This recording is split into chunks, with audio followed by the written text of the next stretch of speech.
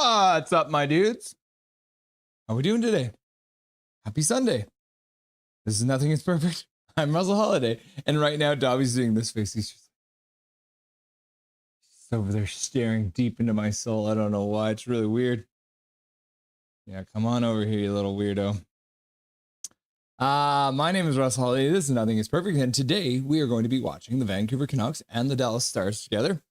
Which means I should probably put it on my television too, which would probably help. We're going to go through and do some hellos to all the beautiful people who are already in here chat waiting to get going here. And then we'll go through the stats that you want, but you don't really need. So you can get all up to date on all the stats that we have. And then we can also go through the Canucks lineup, which, spoiler alert, has not changed. It is the same lineup that they had the other day. And then as well, we're going to have Dustin Boydell joining in the first intermission for the Rusty and Dusty Sideshow. We'll chat about how the game has gone so far. And as well, we'll talk about the latest Canucks news of the day. And then as well, during the second intermission, we're going to have our boys, Snicker Snatcher and Mr. Big Mac 133. They played a little bit of Fortnite with me the other day. So I've chopped it up, turned it into a little video for you guys to watch. It's the first episode of the Junkfood Round Up, where we will be playing Fortnite together. So that should be fun. And then Dustin will be back for the post-game show, where we'll break down all the night's action. Yeah, so let's say hello to all you beautiful people that are in chat. Cody Costa Castiuk says, hi, Steph here in Quesnel with a dumb question. Our boy and his girlfriend are at the game tonight. No cable in our house. Will we be able to view the game on here? Unfortunately not, Cody or Steph. We are not able to show the actual stream on YouTube. It would be copyrighted. Yeah, but we keep track. But yeah, you won't see your kids on the Nothing is Perfect stream tonight. Unfortunately, Cody / Steph. Mike Torrance, go Canucks, go! And then Emmanuel Smith was here. And he says, how the hell am I 9 comments late? And then Rod says, it's okay. It erases them after a while. And you'll go to first now. Hey, go Canucks, go. And then Zach was also here saying, go Vancouver. KJ Brazy won't be seeing any game footage here. Cody missed Petey's goal looking for parking. Yeah, KJ was parking for the game and missed the big old slapper from Petey, who's back apparently. Sorry about that, brother. It's too bad. Or Steph, laugh out loud. Cody, I use the Batman stream. Shh, says Mike Torrance. Cody says, thanks, go Canucks. KJ says, I still think Rush should try mirroring the image. We can watch the game backwards together. I play in a slow pitch baseball tournament in Quesnel once a year. So many crickets. All the crickets. KJ Brazy, my buddy dove for a catch and had cricket all up and down his jersey. That's funny. Rusty running late? No, I'm here. We're going. We got it. We're doing things. Yo, what's shaking, everyone? KJ Brazy, Big Mac, Mike Torrance, Big Mac. Let's chase the Smith out tonight, says Mike Torrance.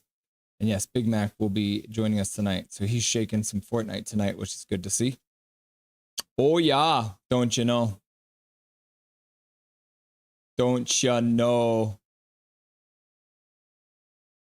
KJ Brazy, DeSmith looks exactly like Casey Affleck. Is that Ben Affleck's younger sibling or something like that? Ugh. Crazy sober thought Boeser will be a Leaf next year. Oh no, gross. Letting him walk for nothing will suck. And then there's Snicker Snatcher. Yo, everyone, what's going on? Go Canucks, go take that dub. And as always, don't forget to like and sub. Thank you very much, Snicker Snatcher. Everyone's excited to see us play some Fortnite during the second intermission. Derek in the chat, we will meet DeSmith again. Yeah, former Vancouver Canuck. And then Big Hog's just like,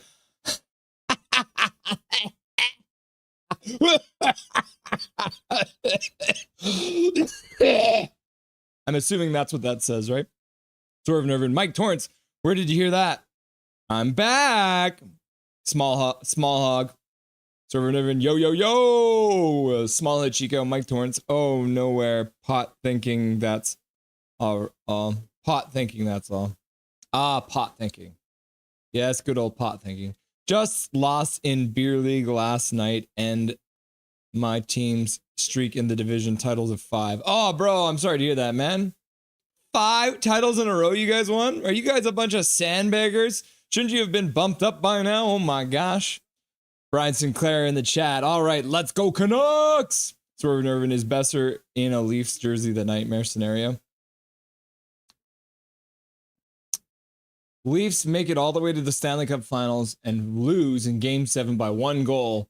The next season, they sign Boeser in the offseason and do the same thing, but this time Boeser scores the game winner. That's the nightmare scenario, Swervin, I think. But you go, no. Marner in a Canucks jersey is Dreamville scenario. Boeser in a Kraken jersey? Yeah, that would be pretty bad. Marner and Tavares in a Frig DeSmith. He sucked last year. Matt, how's it going, Matt? Hello, all. Is DeSmith playing? Would be extra fun to win. Yeah, it is DeSmith tonight. DeSmith was decent, I thought. He has his ups and downs. Derek, who do you like more than Kevin Lankinen or Casey DeSmith? Kevin Lankinen. Oh my God, Russ, don't die on us. Yeah, it was pretty close there for a minute, Big Hog. That's all your fault by putting that crazy comment in there. And then Jake Six Hockey is here. He says, I'm at the game. No Quinn crying. Yeah, unfortunately, he's not playing today, Jake Six Hockey. Spoiler alert. I've actually changed my mind. What? You want me to die? That's rude, Big Hog. Oh my gosh. Okay, let's hop over to the stats that you want, but you don't really need. As we get ready for the game. So the Canucks playing on Sunday. They've done it 531 times. They have won 239 of those games, and they've lost 267. So that's not great. However, when we look at it at home, they've played on Sunday 250 times. So this will be the first of their next 250 games where they have already gone 131 and 104 at home. So we'd like to see that. We won't talk about away. We're not going to talk about it. March 9th, the Canucks have played on March 9th 21 times. So this is the 22nd time they've done it. They've done it 15 times at home. They're 9-4-2 at home. On the road, they're 2-4. So they are below 500, but they haven't done it as many times. So we are happy to see this, and we're happy to see this. Those are home and home are good for us right now. Canucks versus the Stars. They've played each other 181 times, 82 and 89 in their career against them. My wife just brought this over to me. We found it. We've got the rule book, everyone. Look at it. All the rules. Actually, it's all the stats. I got it wrong. This is all the stats for all of the NHL. All the way up until somewhere. Oh my gosh. Yeah, it's got the players in alphabetical order and everything. That's wild. Total NHL. I'll add it to the pile of hockey books over here. Canucks versus Stars, 181 times, 82 and 89. At home, the Canucks are 40 and 47 against the Stars in 91 games. Away, they're 35 and 49. So definitely better against the Stars at home, but not by much. And then Canucks versus Stars on Sundays. It has happened 29 times. The Canucks are 15, 11 and 3, 11, 8 and 1 at home against the Dallas Stars on a Sunday. They're 4 and 3 actually, and 2 in Dallas on Sundays too. So looks like Sunday is good for the Canucks versus the Dallas Stars. Canucks current leading scorer against the Stars is Pettersson. He's got 6 goals in 15 games. Hughes has got 10 assists in 13 games, as Jake Stakes Hockey mentioned. He will not be playing tonight. And then Pettersson would be has 15 points in 15 games, so a point per game for Pettersson against the Dallas Stars. So he could be dangerous tonight. Ben is currently the leading goal scorer against the Canucks, who plays for the Dallas Stars. He's got 17 goals in 42 games. BC boy, Jamie Benn. And then Tyler Seguin, 19 assists in 28 games. Jamie Benn with 36 points in 42 games, leading the Dallas Stars against the Canucks. There's the old thumbnail from the stream today. You got Dobby, and you got Big Mac, and you got Snicker Snatcher, and you got Dustin, and a whale, and there's me. Just if you couldn't identify those. Team stats. Here we are. And I was looking at this last night, and it absolutely terrified me. In the last 5 games, Hintz has 13 points. Woo! That's a lot of points. Wyatt Johnston, 7 goals in his last 5 games. 11 of those 13 points are assists for Hintz. Craziness. Phil Hronek is the Canucks leading scorer right now with 4 points in 5 games. There's a discrepancy here. Look at that discrepancy. This is the worst hand in poker. Connor Garland, 2 goals in his last 5 games, and Hronek, all of his points are assists. The Canucks were defeated by the Dallas Stars on January the 31st. It was New Year's Eve. Unfortunately, they lost by 2 goals. I think they let in an empty netter that night as well. Team stats wise, Dallas Stars have 23% on the power play, 14th. Canucks not too far behind, not a big discrepancy there, right dead middle of the league.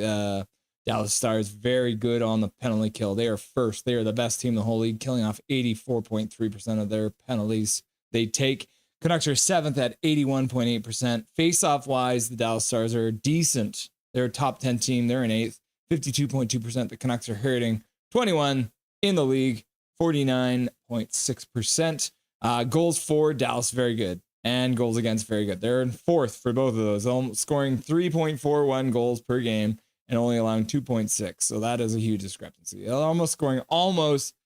they're scoring 0.8 goals more per game on average, which is really good. The Canucks, however, are the opposite. They are allowing 0.926 goals more per game. They're 26th in the league for goals for. They're 19th at 3 against. In the last 10 games, Dallas is on a heater. They are 7-2-1, and they just added Rantanen to the lineup, so they are a terrifying team.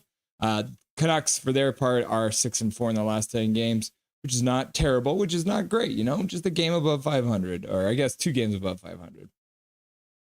All right, here we go. Let's have a let's have a look at the standings here too, because there's lots going on over here. Right now, the Flames have moved into that final wild card spot. The Canucks are still at 69 points. Nice.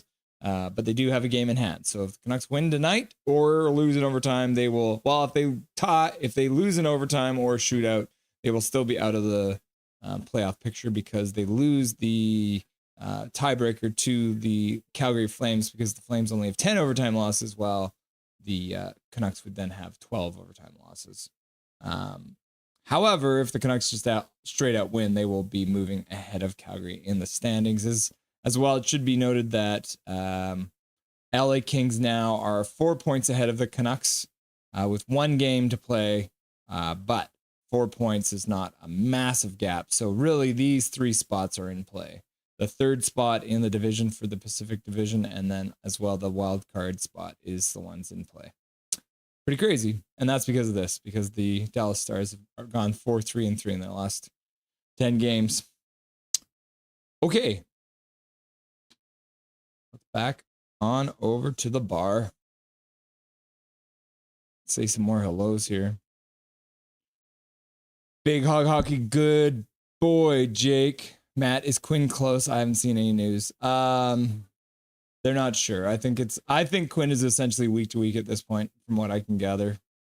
KJ Brazy, I'm sick and tired of not being able to watch Huggy. Yeah, me too. Matt, sorry, I was at an AHL game. Moose, it sucked.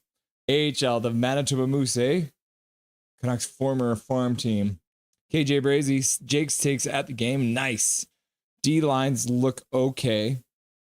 Jake jumped the glass. Actually, before we say some more hellos, let's hop over and have a look at the lineups. So as I mentioned, the lines have not changed, but I'll just remind you then. Dakota Joshua, Connor Garland, Elias Pettersson playing together, Drew O'Connor, Jonathan Lekermacki, and Philip Hedl playing together on the second line. Your third line is Jake DeBrusk, Brock Boeser, Pius Suter, and then your fourth line is once again Niels Big Hog Hoglander, Teddy the Bluger, and Kiefer the Sherwood. I sounded like Jake Takes Hockey for a minute there. Let's close that. It's Elizabeth Irving again. They're just bringing her back because she's used to the booze. Defensively and goaltending, we have Elias Pettersson and Phil Hronek playing on the top pair. The second pair is once again Marcus Pettersson and Tyler Myers, the Chaos Giraffe. And then the third pair is Derek Forbort and Vittorio Mancini. Starting for your team tonight is Kevin Blankinen. So they did send Shelovs down to Abbotsford yesterday to play in that game, which you'll get updated on once Dustin is here during the intermission. So Shelovs did play in Abbotsford yesterday, so that's why it will be Lankin again today. But they are currently playing on a streak of 3 games in 4 nights, the Canucks are, so that's pretty wild. Or else. Learn the rules, learn the rules. Yeah, the rules are if you're a Nothing is Perfect fan and you're at the game, you are instructed to jump the glass with a shovel. KJ Brazy, Manitoba Moose was a great farm team for us. Yeah, they sure were. Shout out Rick Rip and Hunter P. Matt, laugh out loud. I know you stole Schneider from us, laugh out loud, and others, but I would have also much love. Yeah, much love. There it is. She's singing our national anthem now, and the crowd is singing along patriotically. KJ Brazy, Kessler had to go and bone Schneider's wife. Then he asked for a trade, and we had no goalies. Mike Torrance, I got PD for 3 points tonight. Mike Torrance with big expectations for PD tonight. Rod says, hi. Hi, Rod. Zach says, Toronto Maple Leafs versus Utah Hockey Club tomorrow night at 10 p.m. 10 p.m. your time. 7 o'clock our time. Rod's just like Trevor Linden. Rod also says, PD hat-trick and 2 assists. Nucks win 5-2. PD with a 5-point night. KJ Brazy, DeSmith isn't doing too bad, eh? No. He's got a decent save percentage these days. What does he got these days? Well, they don't have it up there anymore because they've started the game stats. Hey, yo, says Milosh. Welcome to the chat, Milosh. Nice to have you. Go, Canucks, go, says Milosh. Yeah, sing it. Woo! Go, Canada, go. We're the greatest. All right. Oh, Canada's over. That means we are getting close to the first period. KJ Brazy, 6% isn't bad. Sup, Milosh, says Big Mac. KJ, not good enough either, but not bad. Laugh out loud. Kessler was a rat, a mini version of Marchand. I'm on Team Schneider on that one. He was my favorite Moose for a long time, leaving just as the Jets returned. I still have nightmares, but all good now. Jamie Benn has 399 goals. That's terrible. Canucks logic says he will score 400 tonight. KJ Brazy never thought we would be fighting for a wild card spot this year. Milosh, have a good night, everyone. Yeah, you too, Milosh. Big Hog Hockey, as nothing perfect tradition. Anyone in chat who is at a game person has to jump the glass during play. Truth. Second that motion. Exactly. Rest gets it. Emmanuel Smith. Sorry I'm late. I forgot you were live. Laugh out loud. Welcome back, Emmanuel. Wow. Disappointed. JK. Matt, I will be at the Canucks versus Jets game March 30th. I will jump the glass for us all. Woo! Plays underway in Vancouver. 55, 54, 53, 52, 51, 50, 49, 48, 47, 46, 45. See what happens here tonight, kids. Dallas is a very good team. This is a Stanley Cup contender. This is a really big test for a roster that is missing its best player. But having said that, 2-game winning streak, hard-fought wins. We'll see what happens, kids.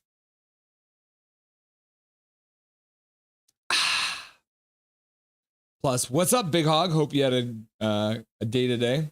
Hope you had a good day today. Big Hog, Matt, true, nothing is perfect subscriber. Ha! Tonight is our night, says Coin Chase 777. Coincase 777. Matt and Abbotsford the week before 22nd. Do I jump the glass at that game also? No, Abbotsford's off limits. We don't want to spook the farm kids, you know? These NHL players, they're all ready to go for that kind of craziness. The Abbotsford kids, they spook pretty easily. You got to make sure you're not jumping the glass in Abbotsford. Just in the big leagues. Let's go, Lankinen, says KJ. Big Hog Hockey. I had a great day. You, Emmanuel? Big Hog, guys, I got a Luongo helmet that was a McDonald's toy in 2008. Heck yes, you did.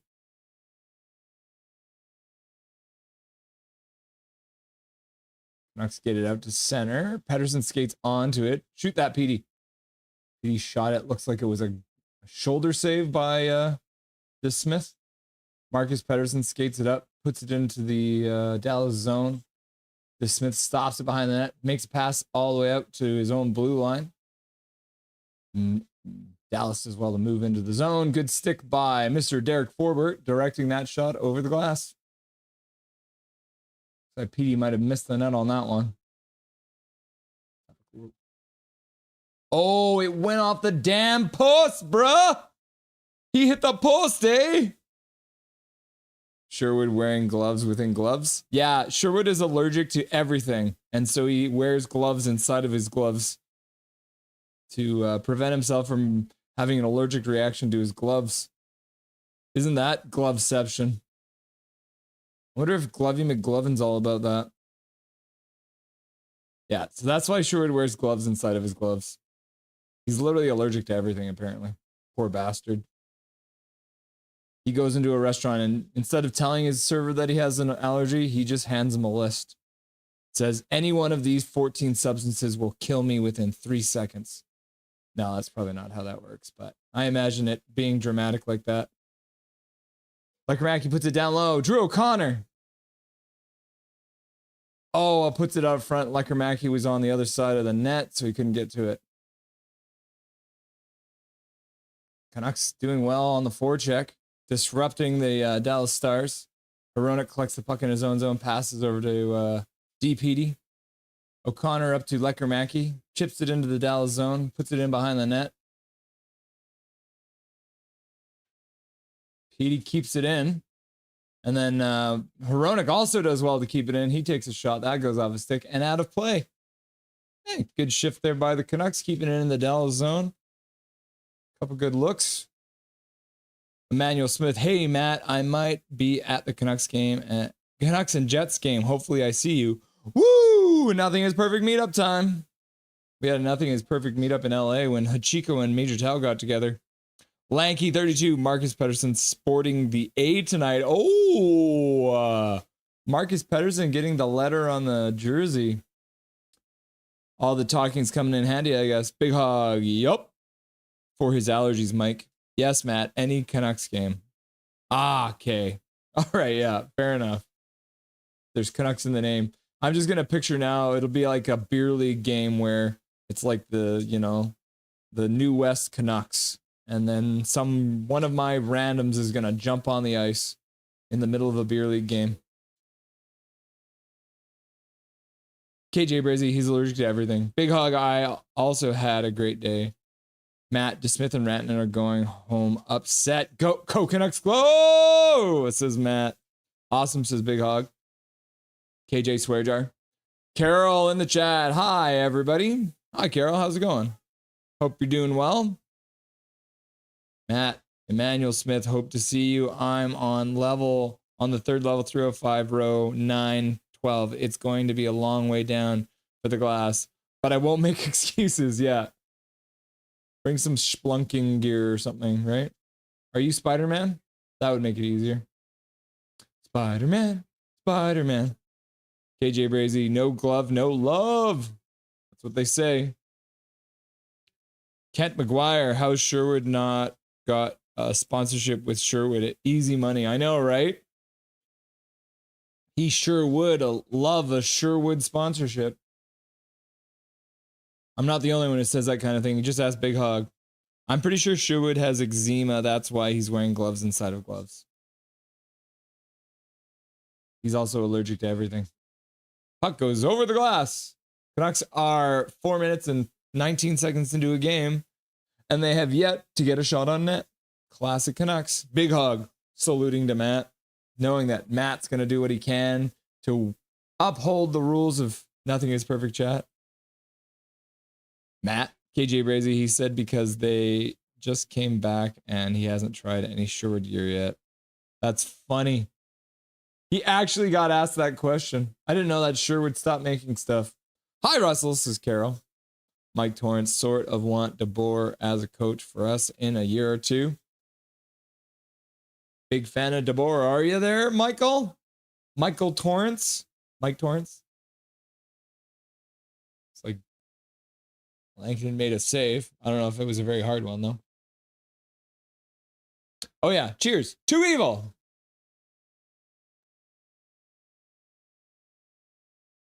Big Hog Hockey, admit it, Big Hog deserves the A over anyone else. Go Vancouver, says Zach. Go Canucks, glow. Go Canucks, glow, says Big Hog. Gary Wiseman, the funniest man in chat. Soup gang! He's gonna go with a classic curly noodle soup. Some ramen. Carol, what do you think? What do you think the score is going to be? I think it's going to be like a 2-1 game or something like that. Oh, Drew O'Connor taking a penalty. Got his stick into some feet exactly at the 5-minute mark. 15 minutes left to go in the first period. Drew O'Connor takes a tripping call. Unfortunate. Anyone here like collecting hockey cards, says Big Hog. Soup gang, says Big Mac. Yeah, tried to get the puck away from the guy, but ends up getting the feet instead, which is very similar to the one that he took in overtime. But I don't agree with the overtime one. I do agree with that one because he didn't actually get the puck on that one. He just got all leg. Canucks win the faceoff back. And then Blueger skates it down, puts it right in on to Smith and skates right towards him, hoping to cause a little bit of disruption. We got Suter and Blueger out.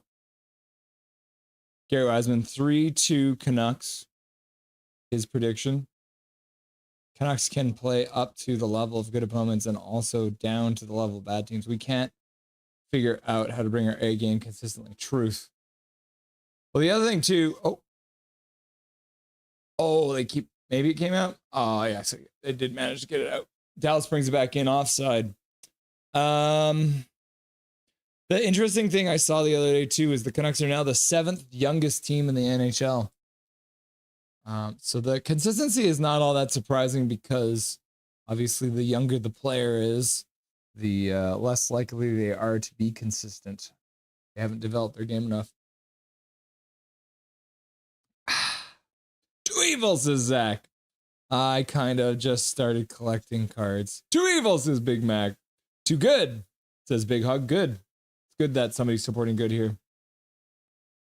Nice, Big Mac. Ugh. Medium hog hockey, says KJ. Matt, I went to Boston Pizza to pregame. The soup of the day was chicken pot pie. I think the soup gang needs to inform them what soup is. Oh, good work by the defenseman there. Or was that Dakota Joshua? And then Dakota Joshua, speak of the devil, collects the puck, puts it down the ice. Good work there. Puck was on the open side of the net. Lankinen was out of position, and the Canuck managed to get their stick on it. Jamie Benn in the high slot. Stops. Tries to put it down low, and it gets stopped by the Canuck forward and chipped down the ice. Blueger moves in quickly to try and disrupt. Stars move it back into the Canucks zone. 23 seconds left to go in the power play. 13:20 left to go in the first period. Extra medium. And the Canucks get it back out. Big Hog Hockey. Bruh, KJ, what did I do? Gary Wiseman. Damn it, O'Connor. With a big stick comes big responsibility. O'Connor, be careful where you wave it. Yeah, true.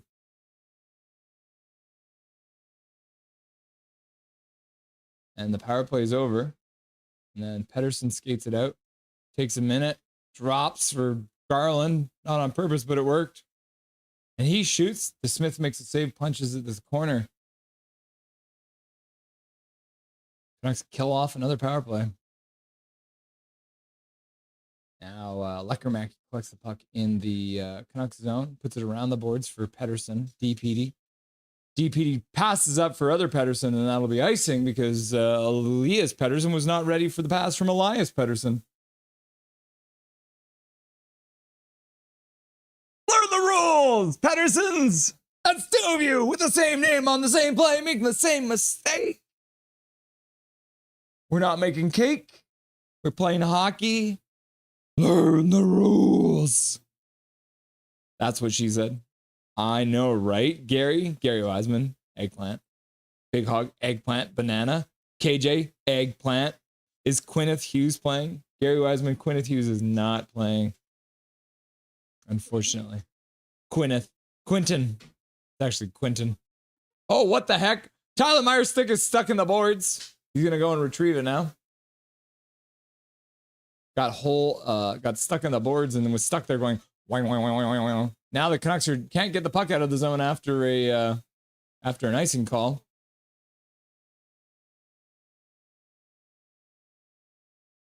Puck rung around the boards. Dallas collects it on the Canuck blue line, puts it down behind the net, out front, shot, blocked. Pettersson blocks the first one, and then the player gets a shot off, but Lankinen makes a save. Michael Chow, the most Canuck of Canucks goals would be Elias Pettersson from Elias Pettersson and Marcus Pettersson at 420 into third. That would be Quineth. Big Hockey guys, I have a Quinn Hughes patch auto out of 36. It's a hockey card. It's up for 400. It's a special card. Please reply to this comment if interested. I'm selling it. Matt, Michael Chow, now that's all I want for Christmas is a Pettersson goal from Pettersson and Pettersson. Is it graded? Yep, 8.5. It looks better than 8.5 though. Big hug. I hate when my stick gets stuck in the boards. 3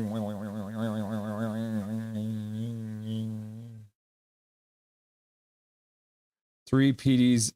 It's just like Naruto shadow clones. They confuse the other team. Yes! Derek, you get it. We don't have multiple Petterssons. We got one Pettersson who knows how to do the shadow clone jujitsu. Is that the show? Is it jujitsu, boo?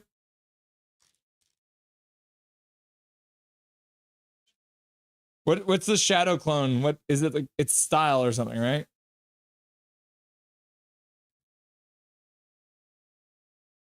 Yeah, but what the shadow clone what? Jutsu. Shadow clone jutsu. 420 blaze it, laugh out loud. Calvin99 Charlie in the chat.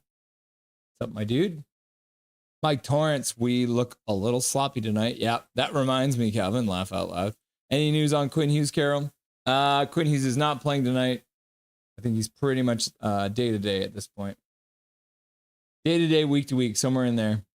But I mean, it could be a bit. He skated with Demko today, so he is probably not going to play the next couple games, I would say. KJ Brazy, another save by Lankinen. We won 2 in a row, so they're taking their foot off the pedal as usual. Correct. Yeah, we already got 2 wins. Why would you want to be greedy? You don't want to have 3 wins in a row. That would be rude. You got to think about what the other teams really want and need, and you got to take care of them, right? Just came into the stream, and Russ was 420, laugh out loud. What? 420, bro. Suter collects the puck on the half boards, gets it up for DeBrusk. DeBrusk gets to the center line and chips it in. Brock Boeser moves in on the forecheck. DeBrusk intercepts the pass. Smith just gave it right to DeBrusk. It's the D connection. D to D. Suter puts it behind the net. DeBrusk tries to get it there.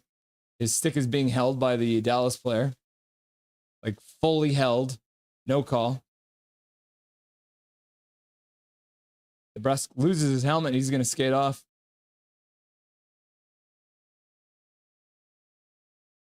Laugh out loud. Gary Wiseman, if we collected 5 Petterssons, we automatically win the Stanley Cup. Like straight flush.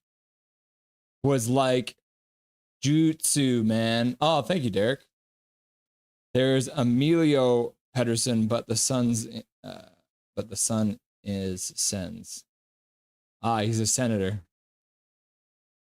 O'Connor gets a shot. That goes off a stick and wide. 10:32 left to go in the first period. Puck gets out. Forbort turns with the puck at center, moves it back in with a pass up to the blue line. O'Connor dumps it in behind the net. Kicks it to Smith, stops it. He's going to try and pass it to his own team this time, getting confused as to which one that is right now. Having played for both these teams, Big Hog Hoggy, I could put the card on eBay, but if anyone's interested, I'd rather sell it to one of y'all in chat. Zach's like, If not, I'll be listing it on eBay. I have Elias Lucas on my AHL team and Marcus on my NHL team. Get them all, Calvin. Collect them all. Good stick by a couple different Canucks. Forbert was the first stick and Hedel was the second one. Both of them preventing the pass from getting to the man standing on the top of the goaltender's crease. Oh, drop pass didn't work. Canucks cannot get it out. Another block shot. Now Hoglander collects it, skates out to center, drops it over for Sherwood. Sherwood over to the half board, stops up, slows down, goes back up to the half boards, loses the puck, tries to recover, gets to the middle of the slot. No one's there to support him. W. Shame we lost Kate Pettersson. Yeah, was she related to the Petterssons? Puck comes in offside. 9:09 left to go in the first period. Canucks only have 2 shots so far in this game. Classic Canucks. X, Y, Z. Do do do do do do do do do do do do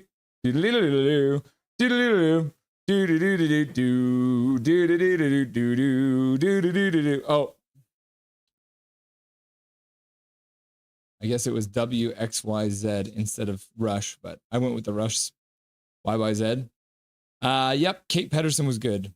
We would have had 4 PDs. We are shit. Rangers season is over. Noah, I saw that. I'm sorry, bro. You guys got smacked today. I guess I'll just show everyone since you're here. Noah's team is the New York Rangers. They were playing against Midnight Solar's team today, which is the Columbus Blue Jackets. Where's that game? Okay, it's not showing up here. Yeah, here it is. Game Center. Oof. Oof. Not a pretty look for you guys. 7-3. Fantilli gets hat-trick. Blue Jackets defeat the Rangers. I'm sorry to see that, Noah. No, we are the shit, Carol. We should have a power play. I wish we got a power play. Deshane looks like JT Miller low-key. Emilio is from Norway. So he's not Swedish. It's just a different Pettersson. Lanky32, thank you for the info. Noah Borneo, maybe I should be an Ux fan. LMAO. Yeah, I mean, we got Hedel and Mancini. They're both playing tonight. We always get smacked. Columbus Blue Jackets got lucky. Is that what Matt said? Oh, no. Rannon has the highest points per game against the Canucks. 1.58 points per game against the Canucks. Oops. Blew a 2-goal lead yesterday, too. Oof. Oof, Noah. Quick got lit up. Yeah, Quick is old as dust, eh? Connor Garland does well to negotiate that long pass. Puts it in behind the net. Joshua lets it go out to the blue line. Pettersson does well to keep it down low. Connor Garland stops in the corner. Puts it out front for Pettersson. Pettersson can't get a shot off because he's being checked well by a Dallas defender. Pettersson keeps it in. Stops on the blue line. Makes a pass across the blue line. Elias Pettersson passes around down behind the net. Connor Garland stops it. He gets it out for Dakota Joshua. He can't take the puck cleanly. Connor Garland takes it behind the net, slashed in the corner. Dakota Joshua comes in, lays the body in. Dallas chips it off the boards and down the ice. Not enough for icing. 8:20 left to go in the first period. The Canucks are changing. Left, right, down, up, B, A, start. That's how you win the game. Quick cheeks is cheeks. Blue Shirts Nation, welcome, guys. We got the 2 Rangers fan in here coming in to join in the Canucks pain, right? Let's go Whales! Let's go Whales! Yeah, Blue Shirts Nation. Noah Borneo, I'm sorry for your loss today, guys. Laugh out loud. Yeah, but not a good look for you guys today, eh? Not a good look. Poor guys. Poor little guys.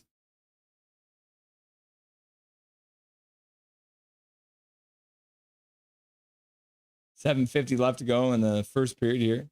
Canucks still only have 2 shots in the game. Wild stuff. Back through the O-ways. Knicks finna win the chip. I'm coping. Knicks finna win the chip. I'm coping. You're coping. I mean, everyone's got their coping mechanisms, right?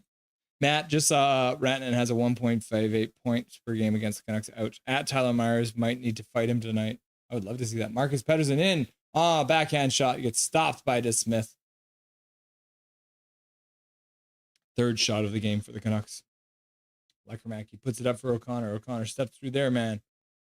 Shots well wide off the sideboards and into the slot.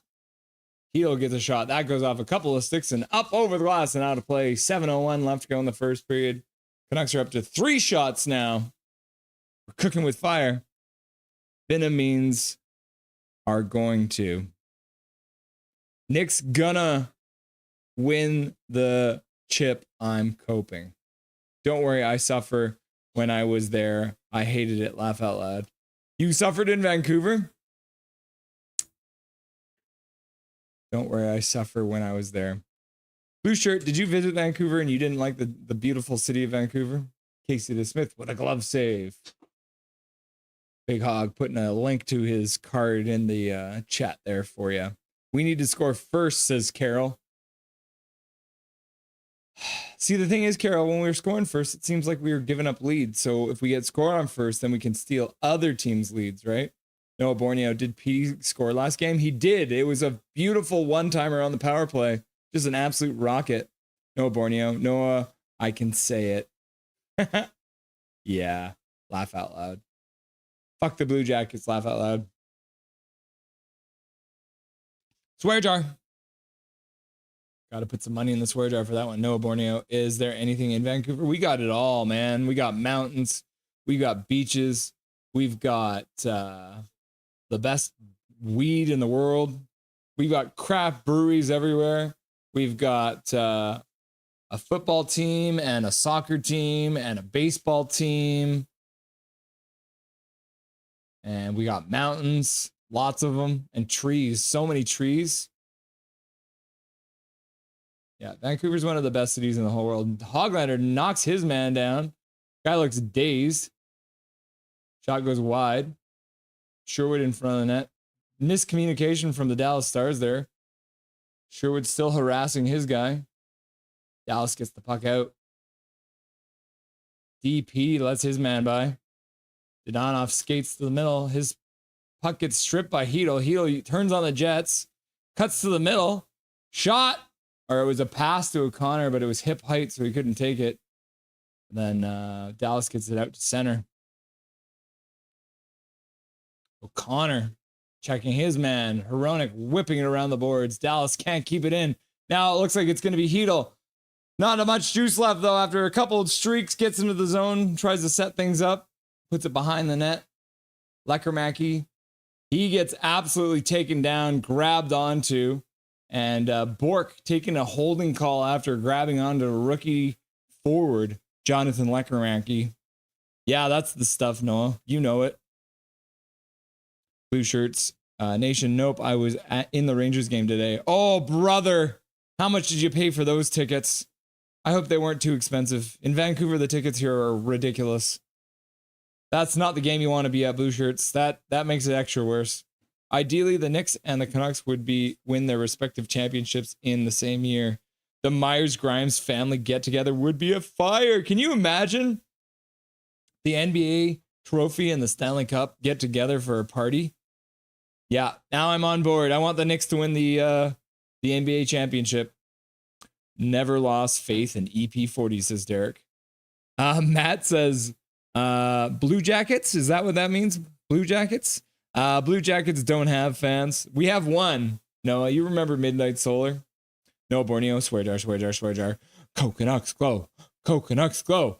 Canucks glow. Carol, I'd agree, but we don't do well when that happens. Yes, when we score first. Canucks fan 94 was at the game versus Minnesota. Crowd was electric when Pettersson scored. Canucks fan 94 in the chat. Welcome back, brother. Nice to have you. I hope you had fun at the game. It's a good one to be at. Trees. Yeah, we got so many trees, Noah.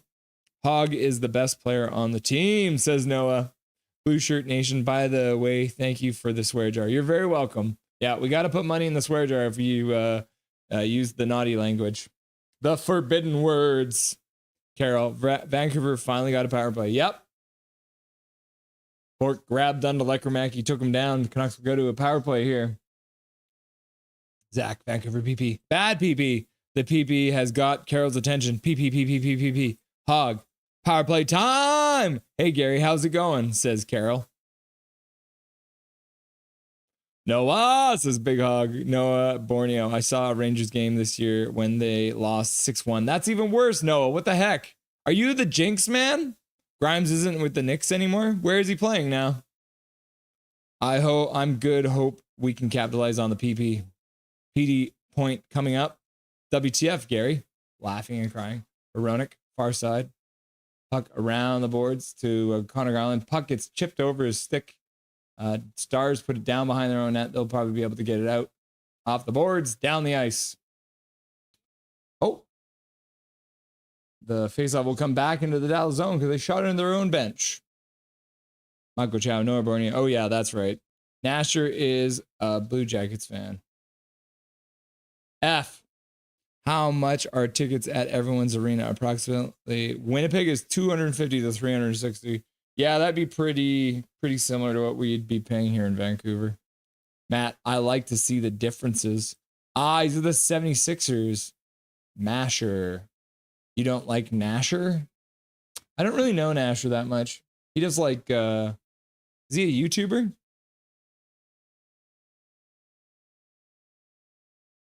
I don't think I've seen much of his stuff. I've heard about him a little bit, though. Pettersson tries to step through his man, but can't do it, loses the puck. Puck gets chipped out to center. Veronic at center, drops it. Garland over to DeBrusque, back to Garland. Garland puts it down behind the Dallas net. DeBrusque tries to chip it past the Dallas player, but can't get it. Dallas now trying to pin it on the boards. Bresser tries to get it up the boards to the blue line, but can't get it. And the puck gets chipped off the glass and down the ice. This power play is completely flat. They haven't been able to set up in the zone yet. Lekramacky chips it in behind the net. Hedel puts it back around the boards. Lekramacky puts it down low. Sherwood up to Lekramacky. Lekramacky down low for Hedel. Hedel back up for Lekramacky. Lekramacky down to Hedel. Hedel over to Lekramacky. Back up to the point. Tyler Myers. Tyler Myers puts it back down for Lekramacky. Lekramacky shot. Blocker saved by DeSmith. Dallas tries to collect it in the corner. Suter does well to get it. Puts it up the boards. Lekramacky takes it on the half boards down to the corner for Suter. Suter puts it back up for Lekramacky. Lekramacky puts it over for Myers. Myers puts it back over Lekramacky. Lekramacky puts it down low. Suter tries to put it through the far side. And DeSmith makes a save. Dallas collects the puck and dumps it down the ice. We play the Jets next week. Cooked. Boo shirt nations. I don't want to say it, but when there was some fans there still in today, I just was like, last thing I need to say, my wife is yes, honey, the game was great today. You just got to grit your teeth and pretend you liked it. Michael Chow, Knicks should bring thug ball back like when they had Ewing, Oakley, Mason, and Starks. Thug ball? Just like knocking people around. Detroit Pistons style. No, Borneo. Nasher is NHL 25 YouTube. Okay. He plays. I haven't been playing the NHL games for a while now. Oh. Couple of people hanging out in front of the Canucks bench.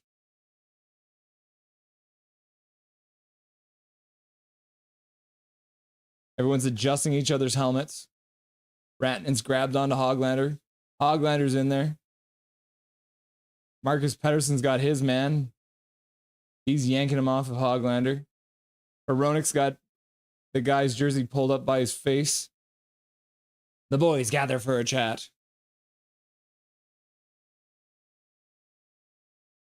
Somebody got mad. Shots are now 7-6 at least. They've evened out a little bit despite the slow start from the Canucks. Nasher is a hockey YouTuber with 900K and in subs. Ooh, lots of subs.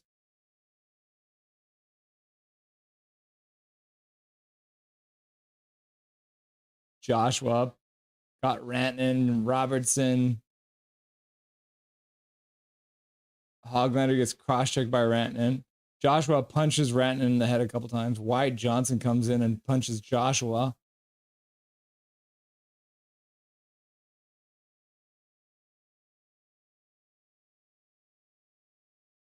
Oh, and he slashed Hoglander on the hand.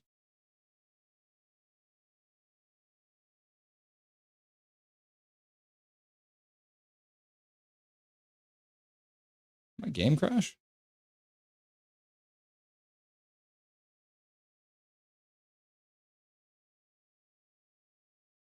Am I alive anymore? Okay, there it goes. Oh, okay. The whole thing almost crashed.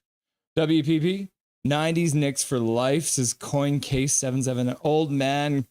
Come on, guys. Doesn't Nasher have his own player in NHL 24? What? So is no one interested in Quinn Hughes patch auto? Nucks better score. Michael Chow. Come on, Canucks. Power play does not equal 2 minutes where we don't have to skate hard. Ratnan got manhandled, says Matt. Looks like Dallas is going to get a power play. Gary Wiseman, what kicked off the scrum? Robertson hit Hoglander high and then slashed him on the hand. So then Hoglander cross-checked him. Does not look like Rick Tocchet is happy about this this power play. Rantanen handled. Nasher is, no. Laugh out loud. Hoglander is the middle of it. Yep. Power play time. Not for the Canucks. It's a power play for the Dallas Stars. Unfortunately, Gary Wiseman, other teams seem to hate the guy. Yep. Big Hog. Yes. And then puts the evil devil face out. Rantanen. Hoglander. Can y'all win, please? We're trying, man. We're trying, Noah. Oh, Hog cross-check Robertson on the ice. Yep. Big Hog. F. Rantanen. Get your dirty hands off my boy. 2 minutes left to go in the first period. Dallas has got 1:20 left to go on their power play.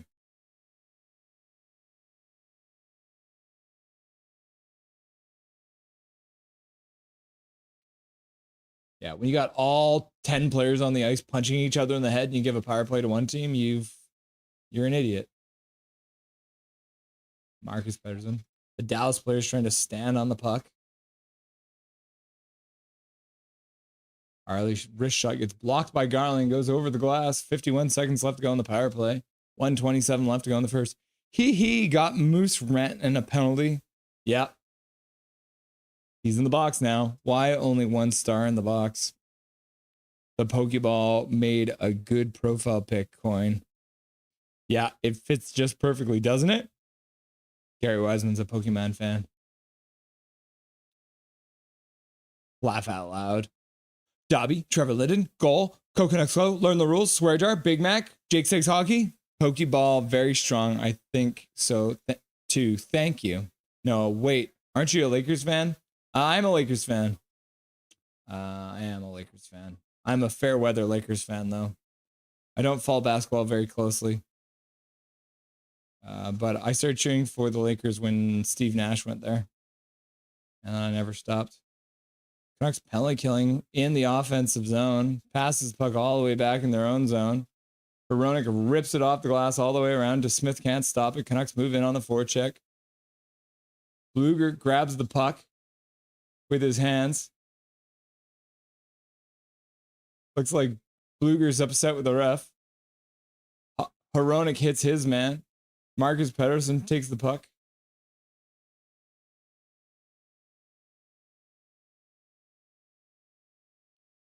Power play is over for Dallas. Petey gives it up for Garland. Garland moves up. Got a 4-on-3. Garland tries to get it to the front of the net. Pettersson tries to get it to the front of the net. Garland tries to get a shot off. Can't get the angle. Marcus Pettersson puts it down to the half boards for other Pettersson. Pettersson puts it back for Hronek. Hronek down for Marcus Pettersson. Marcus Pettersson puts it in front. Goes through the crease. 7 seconds left to go. Puck comes out to center. Canucks get onside. Marcus Pettersson skates in. Maybe one more chance. Shot to the front. Can't get anything to go. And that's it. That'll be the first intermission. First period is over, kids.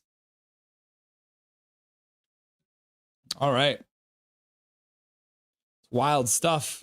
Wild stuff out here tonight, kids.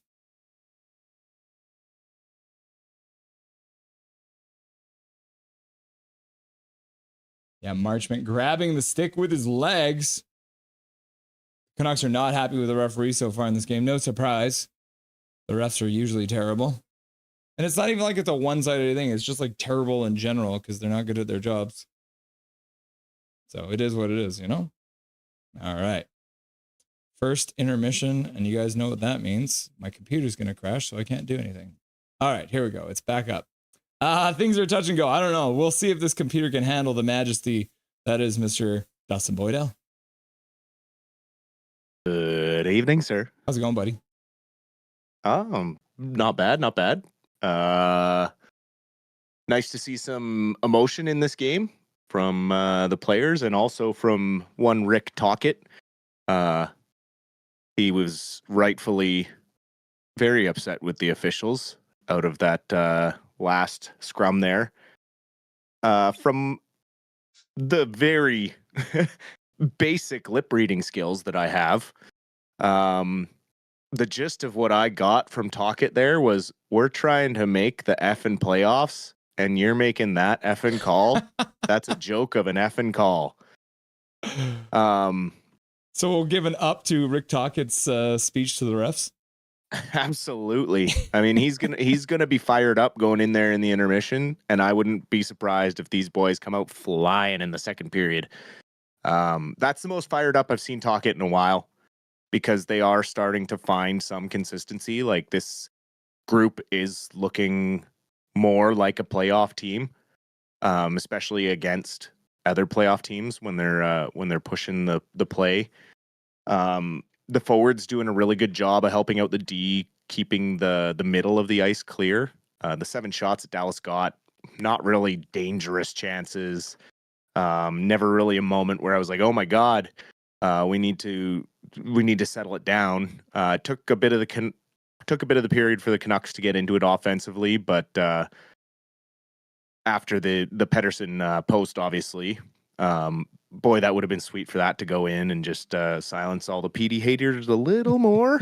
I'm just waiting for all of them to start changing their tune and jumping back on the PD bandwagon, so I can just be like, I told you. Yeah. But I do think they need to make that center switch. DeBrusk and Boeser just aren't getting enough 5-on-5 looks with Suter out there. So I would like to see them go back with Pettersson, and then Garland and Joshua go down with Suter and play that more of that third line role that they were last year. And then I think we're like right there with our lineup, especially now. We got that second line with Hedl, O'Connor, and Leckermacky. I mean, they're had a couple of really good shifts there. Hedl had a chance on the power play too. He just got there a little late. So a lot of good stuff there. I liked the fire we showed. I just really hated that. I don't know how we ended up with a shorthanded play out of that last scrum. I was watching it and the 2 cross checks wash out, and then I think kind of if you're going to take Joshua, you take one more from them too. Roughing. I mean, all players pretty much were involved in that.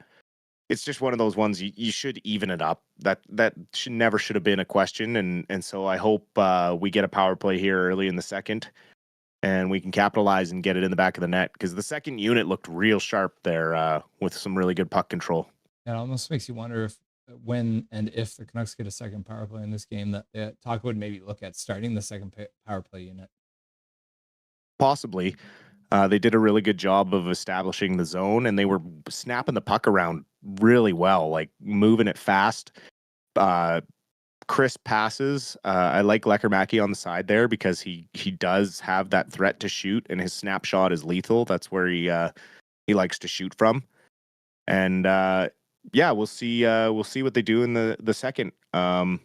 Pretty even game, and it's a good measuring stick. Dallas is one of those like cup contender, high odds to win teams to go deep in the playoffs. So if you can put this kind of performance up against them, and you're missing your best defenseman and you're technically your number one goalie,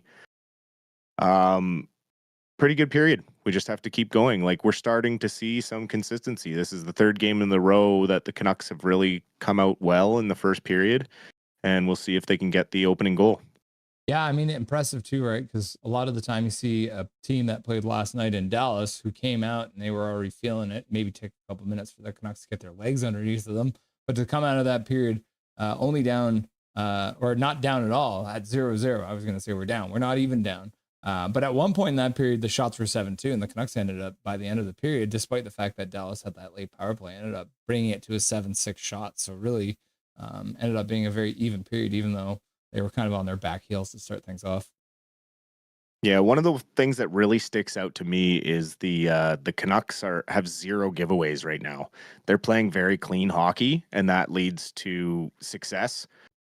For now, I mean, it's not obviously you're never going to go a whole game without giving the puck up once, but when they're 7-0, you've stolen the puck away 7 times and you haven't given it up on a actual giveaway. I mean, that means you're making good passes out of your own end, and you're making smart passes, and they're finding the teammates. So if they can keep that up, keep pushing, there is a goal coming. I can feel it. Yeah. Maybe from Brock Boeser, who is our next topic. So after obviously the whole trade deadline went down and we didn't see a single thing happen on the Vancouver Canucks the day of. I mean, obviously Carson Susie got shipped out the day before, but on the actual day of when we thought maybe they're bringing in some help, they didn't. Now afterwards, we have found out kind of what was going on with Brock Boeser. From what I'm hearing, it was almost a move to Florida. Is that kind of what you saw? The same thing? It sounds like that one got close. I think he was probably close in a few different deals.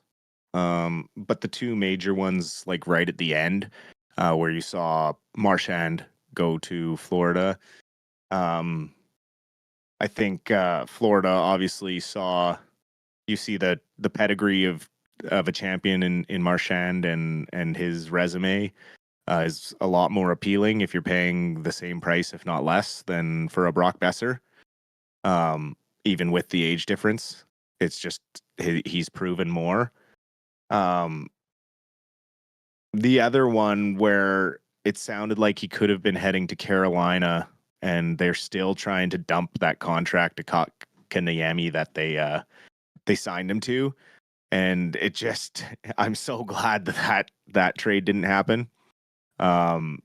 Because I just don't think he would have been a good fit for what the Canucks have going right now. That would have been a big step backwards. So I kind of understand where Alvin said, there was nothing offered that helped us now, and that's what they kind of need. Like, they were in a wild card spot, right? So technically they are in a playoff race. As hard as this season has been to watch, and as difficult the struggles have been, and as low as the scoring has been, they are still in a wild card spot. And really, when you look at the stats league wide, there's only about 13, 14 guys that are over 30 goals scored this year. Like, it's not like it's prolific league wide. So yeah, I definitely think the right decisions were made to keep Boeser and not trade him for those types of deals where it sounds like also one of our high-end prospects would have needed to be included to actually complete a Boeser trade, which then at that point feels a little bit like you're getting fleeced. Mm-hmm. When teams are asking for a Wielander or a Lekermacki or a DPD, like, no way can you make those trades. So I'm a little less upset about it. And I did take a step back. Similar to last year, Alvin got his work done before the deadline. We kind of hyper focus on that day as like the day to make the big changes to your team, but he did make big changes by trading out JT Miller, and he turned it into Hedl, O'Connor, and Marcus Pettersson, and Victor Mancini. Like, so 4 players added and 1 player out, really, when you look at it. If you want to look at it that way, and then Carson Susie out as well. But that's for a future draft pick. So I think overall I was quite critical of the Canucks on the day and management. but I was able to kind of like look at it again and see that, we had done our work, and if the deals weren't right, then in a playoff position, you aren't ready to give up and just sell everything off. Like, we couldn't just go for draft picks, because then you are admitting defeat and you're going towards a rebuild. And I don't think the Canucks need to go there yet. Like, they do have the pieces. It's just been so inconsistent and so difficult to have confidence in them to make a run or go on a winning streak or anything like that this season. But the last 3 games, you felt an attitude shift kind of in the team. And it started with Petey's press conference at the beginning of the week, when he stood up and took accountability for his own play and apologized for some of the things he had said earlier in the season to the media. So I really think they made the right choice by hanging on to Boeser, and I really hope they can get something done with him. But that being said, we do have the chance to move him again at the draft if need be. I was going to ask you about Boeser too. Do you think the Canucks are at this point, the Canucks management team are saying, hey, we are kind of suspicious that your performance last year was in part the result of playing with the JT Miller, who obviously is a big presence on the ice. This is your chance to show us that you're capable of being a driver rather than a receiver. So show us what you got, and then we're going to negotiate your extension. Absolutely. I think, last year gave him a strong case to ask for a certain amount of dollars, but he didn't exactly back it up this year. Mm-hmm. And he's not really taking it upon himself to push the play or make himself a difference maker. So yeah, with some of Alvin's comments with performance based and hopefully Brock is excited to try and, prove that he still has those 40 goal talent in him going forward the rest of the season. But, it's not a very deep draft, so there is some opportunity to kind of maybe move picks and Boeser around for other players, before the draft happens, and also before free agency July 1st. Speaking of the draft, this is going to be the first time the Vancouver Canucks, the first time in, I don't know, it's got to be like over a decade, that they go into a draft. They have a pick in every single round. They got multiple picks in some rounds. Right now. Yeah. But think about that. At this point in the year, you go back any of these all the way through the Benning years, it was we never had a first round draft pick. We never had our second round draft pick. Like, those were gone. Like, they were immediately gone. Even when we were like, oh, we're a bubble team. We're making trades not to win the Stanley Cup. We're trading away picks so that we can barely make the playoffs. But now, all of a sudden, this management team that we're still pretty confident in, despite the fact that everyone was a little upset after the trade deadline. They've got a lot of moving parts still going into the rest of this year and the draft coming up. Yeah, for sure. And they definitely have some tools they can weaponize going into the draft, because as it would be very Canucks-esque, this is probably one of the thinnest draft years in the last 5 or 6 years. Next year is the deeper draft with the Gavin McKenna coming in as the first overall pick. I mean, this year if you're not getting a top 10 pick, you're rolling the dice with whether or not your first round pick actually makes it to the NHL, or how successful they will actually be. It's pretty thin after you get past the 10th pick. So with the Boeser stuff and even Suter, they could potentially move them with a first round pick if they go on a deep run in the playoffs, and that pick goes further and further down the first round. They could sell it off at that point and maybe take on the rights to an expiring UFA or another team that the end of the year didn't go the way they wanted to, and they want to change things up, and they're looking to move a player out that has some sort of term. The Canucks have the cap room to make those types of trades at the draft. So just because stuff didn't happen right at the deadline, there are ways to still use Boeser's rights to our advantage before it expires on July 1st if he were to just go and test the free agent market.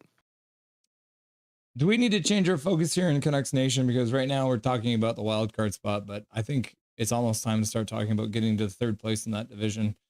which would give you a little bit of a better matchup, obviously, for the Canucks. But right now, with where the Kings are at, they're only 4 points up on the Canucks. They've got one game more to play than the Canucks do. However, it is now only a 4-point gap between the Canucks outside of the playoff picture and the third spot in the whole division. Is that what you think the Canucks should be focusing on getting to, or is it just like make it and see what happens?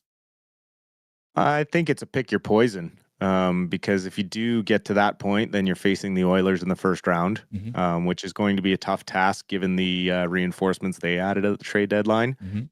And then on the other hand, if you sneak in a wild card, there's a chance you go up against Vegas or Colorado or Dallas. So it's really just a matter of just win and make sure you're in, because it doesn't really matter that they're going up against a big team because of their positioning.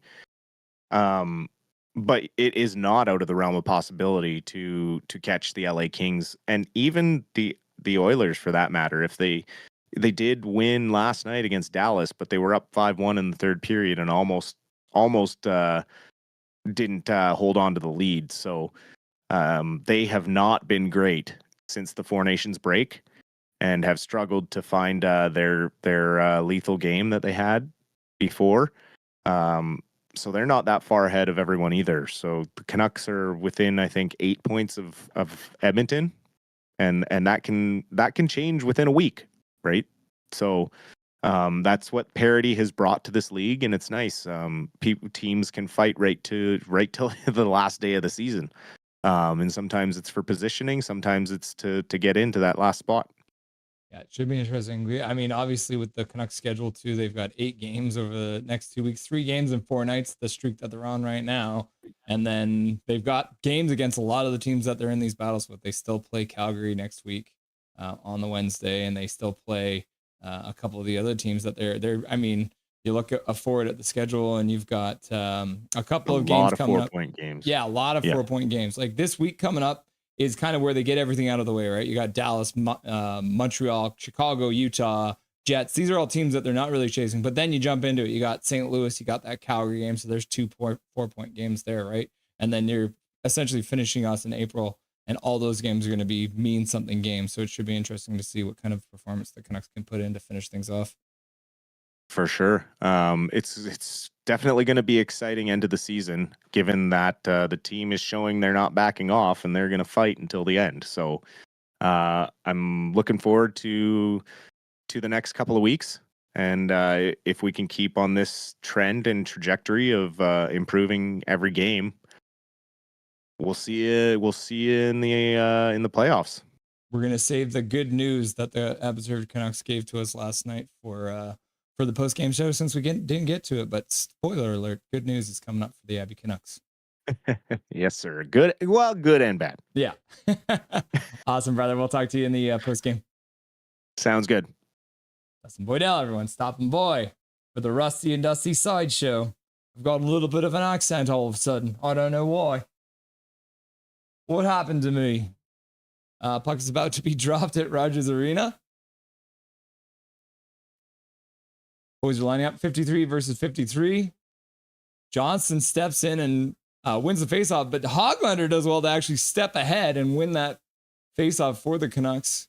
Canucks have moved into the zone. Try and do a countdown for you, but it looked like some action was about to start, so I'll do a countdown now for you. 44, 43, 42, 41, 40, 39, 38, 37, 36, 35, 34. Canucks move the puck in, but it goes in offside. I think that might have gone off the ref. It took a weird bounce off the glass and came back out and then back in. But the Canucks will probably start a line change here. After a good first shift, didn't get a chance, but they moved the puck down low, and Hoglander did well to win that faceoff for the Canucks. Talkit wants to win, says CoinK777. Big Hog Hockey. Dusty, I'm including your lip reading in my post-game video. Still have the lines in a blender. Which is line 1 and which is line 3, Matt? Yep. Accurate, Gary. Nobody knows. I can't tell the difference. Yeah. Like I said, the Canucks have a second line and 3 third lines. right now. That was how I would define the Canucks lines. They don't have a fourth line. They don't have a first line, but they've got a second line and 3 third lines. Hoglander hat-tricks is Noah Borneo. Hope your crystal ball is right, Noah. Coin case 777 can't spell his name anymore. Help. Huh. No one can spell Talkit, not even his own mother. Oh my goodness. The whistle goes. DPD getting wrapped up. The puck came back to the front of the net. Lankinen managed to get on top of it, but I don't think he ever actually covered it. The Canucks clear the front of the net. Jamie Benn driving the net.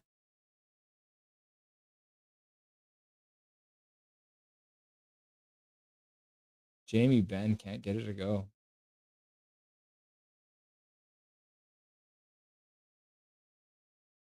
And Granlund heeled it right into the knees of Lankinen, but he managed to keep it outside of that line, but didn't know where it was. It just sat in front of him. Luckily, the referee blew the whistle. So, looks like it was a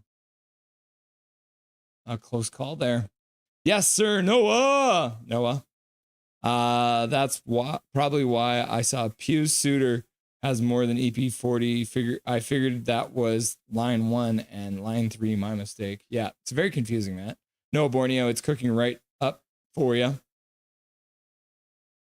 Dusty, you did not always have PD's back. Laugh out loud. There was only like one game where he didn't. Pius Suter stands up after getting checked, comes back to provide some back pressure.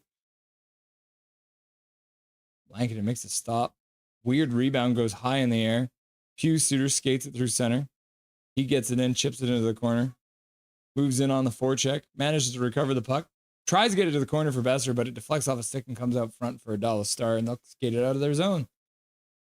Mike Torrance, 12 goal, 36 points for a star player. Not much to cheer about. Nope. 1 million per goal. Oof. Wears pink sunglasses. He might be sleeping. Pink is working these days. He can't be around as much. He's working his booty off. Coin case. Target. Yeah, close enough. That was closer. Matt, I think Bettman put out a call to all refs that Canada is not allowed to dominate their divisions. Fair enough. KJ Brazy, daddy's just a scapegoat. It's much deeper. Didn't he just lose a lead lawyer? It will take 60 minutes to defeat these stars. Coin case, you're right. A full 60-minute effort is going to be required. And probably a shot, too. We're 2 minutes and 36 seconds into the period. And the Canucks don't have another shot yet.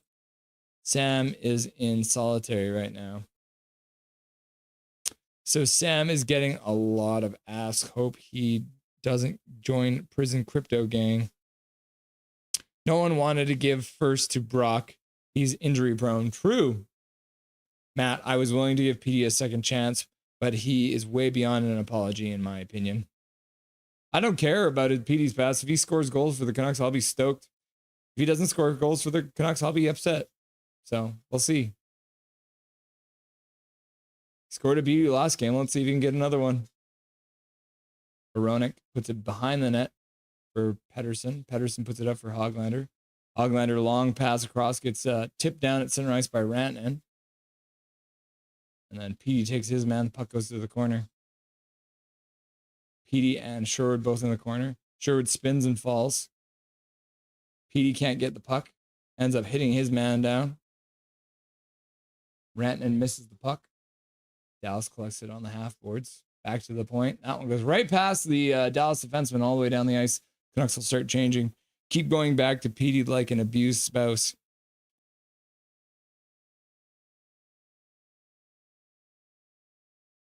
Hawk it up as bad season for him and hope he pops back next season. I hope he pops back for the playoffs. Wouldn't that be great? PD goes off in the playoffs. That's what I'm hoping for. No big draft picks this year yet. Tank for no reason. I see. Dallas is 8 points behind the Jets. Wild card number 2 is a matchup with Winnipeg.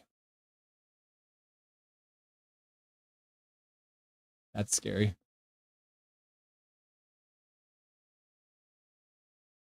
Heedle can't get the puck, but the puck gets given back to him. He moves in, good speed, takes a shot. The Smith makes a save, puck goes to the corner. Lekermacki puts it into the corner for Heedle. Heedle puts it between his own legs to a Dallas Star, and they get it out to center ice. Knocked down with a glove. Marcus Pettersson chips it back into the Dallas zone. Coin K777, Oilers don't have guts. Guys, I have a cousin, Elias Big Hog Hoglander. He's in the 2025 draft. We should draft him. What? Hoglander has a cousin?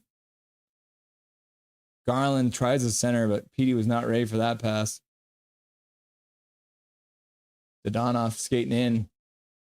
Marcus Pettersson gets back, and then Pettersson gets back. Petey. Dallas recollects.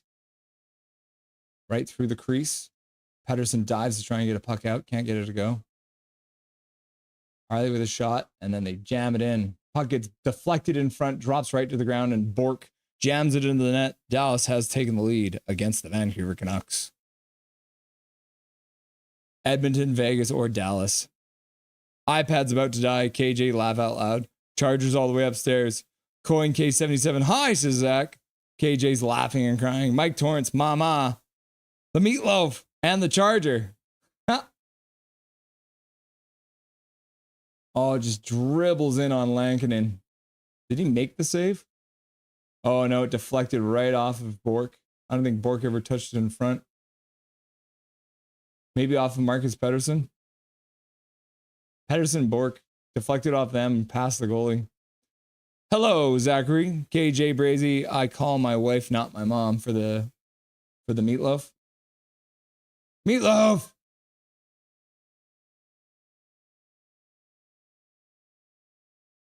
DeBrus skates in, drops it for Boeser. Boeser puts it in front. Puck deflects past DPD. DPD steps up on his man. The guy gets it out of the zone. Hronek skates back. Absorbs a hit to make a play. Loses his stick, though. Gets his back. Dallas collects the puck. Takes a shot. Blocked by Boeser. Coin case. Hello! My kid will bring it. Zachary laughing and sweating. Death of Bleeding Blues. Nothing is perfect. Hey, Russell, we lost in OT yesterday against the Kings last night. Why wouldn't you beat the Kings for us, man? We need your help, bro. I thought we were friends, deep of Death of Bleeding Blues. We could use the help. But you got a hashtag, at least you got a point. That's the main thing, right? Carroll, wow, what a save. Great save, Lankinen. Thought that was goal, yikes. Why wasn't it a penalty? Big Hog putting a link up. That's cool, Big Hog. Yup. I love the card, but I need the cash. Never noticed I said daddy. We don't judge, KJ. I appreciate that, Gary. Fudge. Boo, says Carol. No. Ugh. Darn it. Ferdies. Darn it. Ferdies in the chat saying darn it. Nice to have you here, Ferdies. Fir trees? Fir trees. Fir trees. I'm just going to say that over and over again. GG's. That's a nice looking card at Big Hog. Looks better than an 8.5. Rome says, welcome to chat, Rome. Nice to have you. Like I know, right? I think it should have been a 9. At least a 9, says Rome. Yup. Blue Shirt Nation, I am a Rangers fan, and the wife is an Islanders fan. Lord in the house gets heated when the teams play each other. Oh my God, I can't even imagine. The thing is my wife might also be an Islanders fan because her favorite player is Bo Horvat, so she might be switching alliances. Who knows? Our wives would probably get along then. I'm guessing you're into cards, Rome. Rome, I used to be into cards. Now I'm kind of casual. I buy packs now and again. What's your best card, says Big Hog. Rome says, I was a big collector in the 80s and the 90s. Nice. Gretzky OPC rookie. Is that your expert opinion, Big Hog? Laugh out loud. Yep. Nice, Rome. IDK already losing. Oh, no. Yeah, IDK. The Canucks are down 1-0 in the second period here. I don't know if they have a shot yet. Would be nice if they did. Do the Canucks have a shot in this period? They have one shot in this period. Brutality blood, brutality blood, brutality blood. It's Russell. It's brutality blood, brutality blood.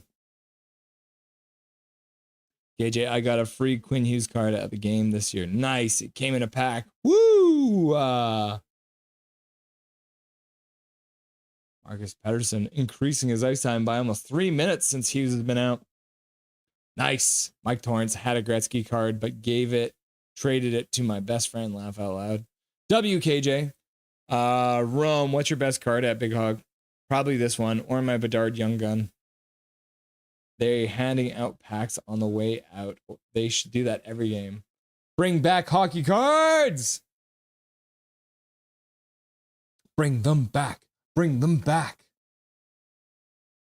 We've done a little bit of the show and tell on the Nothing is Perfect stream, showing off some of my cards. I would say my best card is probably my Alexander McGillney card. Maybe. I got a bunch of oldies.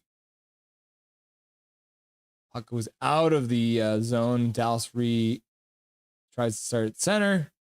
Joshua does well to keep them down low. The Canucks start to change. Heedle skating quickly to the puck but can't get there. O'Connor moving up. Does well. Can't get the puck deep though. Dallas off the glass and out. Forbert collects it. Puts it over for Mancini. Mancini puts it up. Gets tipped in by Lekermacki. The Smith puts it to the corner. Good job by Heedle to get there. O'Connor. Shot. Short side. Good save by DeSmith. Directs it to the corner. Lekermacki puts it down low for O'Connor. O'Connor puts it back for Heedle. Heedle skates out front. Canucks jamming away. Puck's loose in front. A mass of bodies on the ice. Dallas clears it to the corner. Canucks now have 4 shots in the period. And that's going to be icing. Good job by Forbert to pretend that he couldn't get to that puck. Dallas needs to learn the rules. Clearly, Forbert knows the rules because he was like, I can't get to this puck. You guys want to make cakes and not play hockey? That's on you. Blue Shirt Nation, bet both our wives will get along while I suffer. Laugh out loud. I mean, I'm a Canucks fan, so I'm going to suffer too. Brutality blood. Darn it, you guys losing to Stars No Way. Currently, still lots of time left. This is kind of how the game went against Dallas last time. Very tight checking. Game ended 5-3 with an empty netter, so it was a 4-3 game.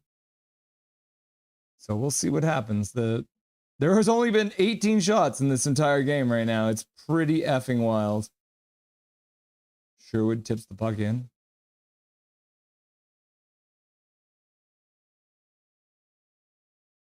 Sherwood gets it back to the... Oh, it can't. Actually gets intercepted.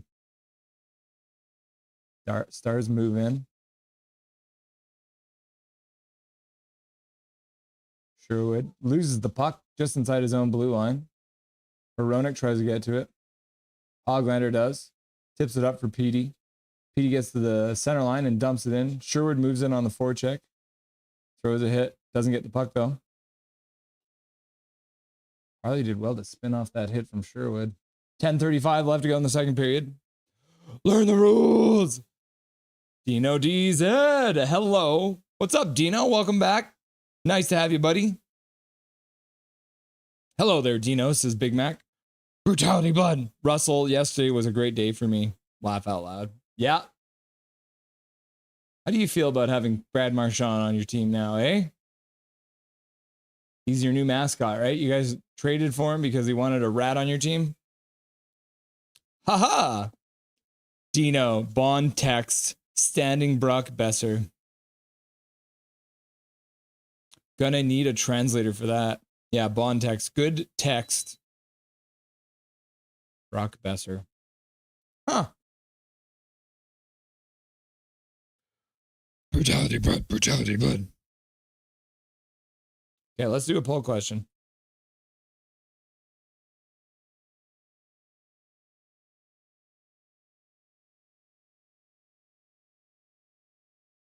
Do the Canucks score next? Yes? No? Maybe. Laugh out loud. What? McGillney upper deck rookie question mark? I don't know. I'll grab it. I'll grab it at some point. Michael Chow, Brutality Blood needs a logo made of scrawled words that no one can read. I mean, it would make more sense. Brutality Blood. Myers keeps it in at the blue line, but the pass across is no one. Marcus Pettersson had vacated the zone. Lekermacki moves in, tries to take the puck, can't get to it. Dakota Joshua at center. Banks it off the boards, tries to get to himself, can't get it. Dallas chips it in. Myers is there. Myers was actually born in Dallas, right? Lankinen with a save, kicks it to the side with almost a double pad stack there, keeping it a 1-goal game. Whoo! And he lost his stick in the process. Connor Garland skates onto the puck at center. It's a 2-on-3. Connor Garland stops up. We got Bluger out with Garland, but I think they're just changing. Bluger stops in the corner, waits for some support, puts it in front. Hoglander gets a shot. Smith with a save. Garland tries to get the puck, can't get it. Bluger puts it back to Mancini on the point. He shoots. That one gets deflected to the corner by the goaltender to Smith. Bluger in behind the net, pokes it free for Garland, who puts it back up to Mancini on the point. He puts it over for Forbort. Forbort skates down the slot after giving it. Forbort scores! What a play! Derek Forbort's first goal as a Vancouver Canuck, I believe! Woo! The Vancouver Canucks have tied the game on a beautiful give and go with Derek Forbort. You don't expect him to score goals. He's out there to kill penalties. But tonight's the night that he changes the narrative. Derek Forbort puts it in the back of the net. The Vancouver Canucks have tied the game. Puck back to the point. Pass across. Forbort just all alone. Puts it far side too. Smith comes across to make the save. Forbort waits and then puts it in far side. What a patient goal too. Connor Garland finds him with a nice pass, and then Derek Forbort patiently places it right where mom keeps the peanut butter. Top corner. Matt, go, go, go, go, go. Mike Torrance, yay! Michael Chow, buy your lottery tickets. Big Mac, go, go, go, go, go, boom. And then the Canucks ice the puck. And it's breaking the rules, but we're still celebrating the goal, so we're not going to talk about it. But they still need to learn the rules. Goal to goal to goal. What a snipe, says KJ. Bang, says Big Hog. Beautiful, says Coin Case 777. Beautiful goal by Forbort, says Luke Fly Swatter. Brian Sinclair, woohoo! Big Hog, he says go, go, go, go, go, go, go, go. And KJ says go, go, go, go, go, go, go. And Michael Chow says laugh out loud. Forbort scored a PD goal. And Carol Bernard Carol says yes. You'll love to see it. Sherwood skates it out of his zone. 8 minutes left to go in the second period. Yippee, says IDK, and Zach says 1-1. Mike Torrance says, all I know about French are the swear words, which I think are all church related. Yep. Tabernacle, Sacre Bleu. The best ones. Oh, well, this one's not church related. Merde. Which means shit.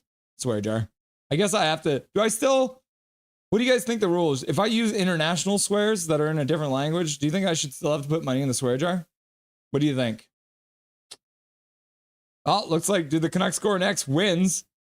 86% of you were correct. The Canucks did score next. Okay, that's the next poll question. Do swears in other languages count for swear jar?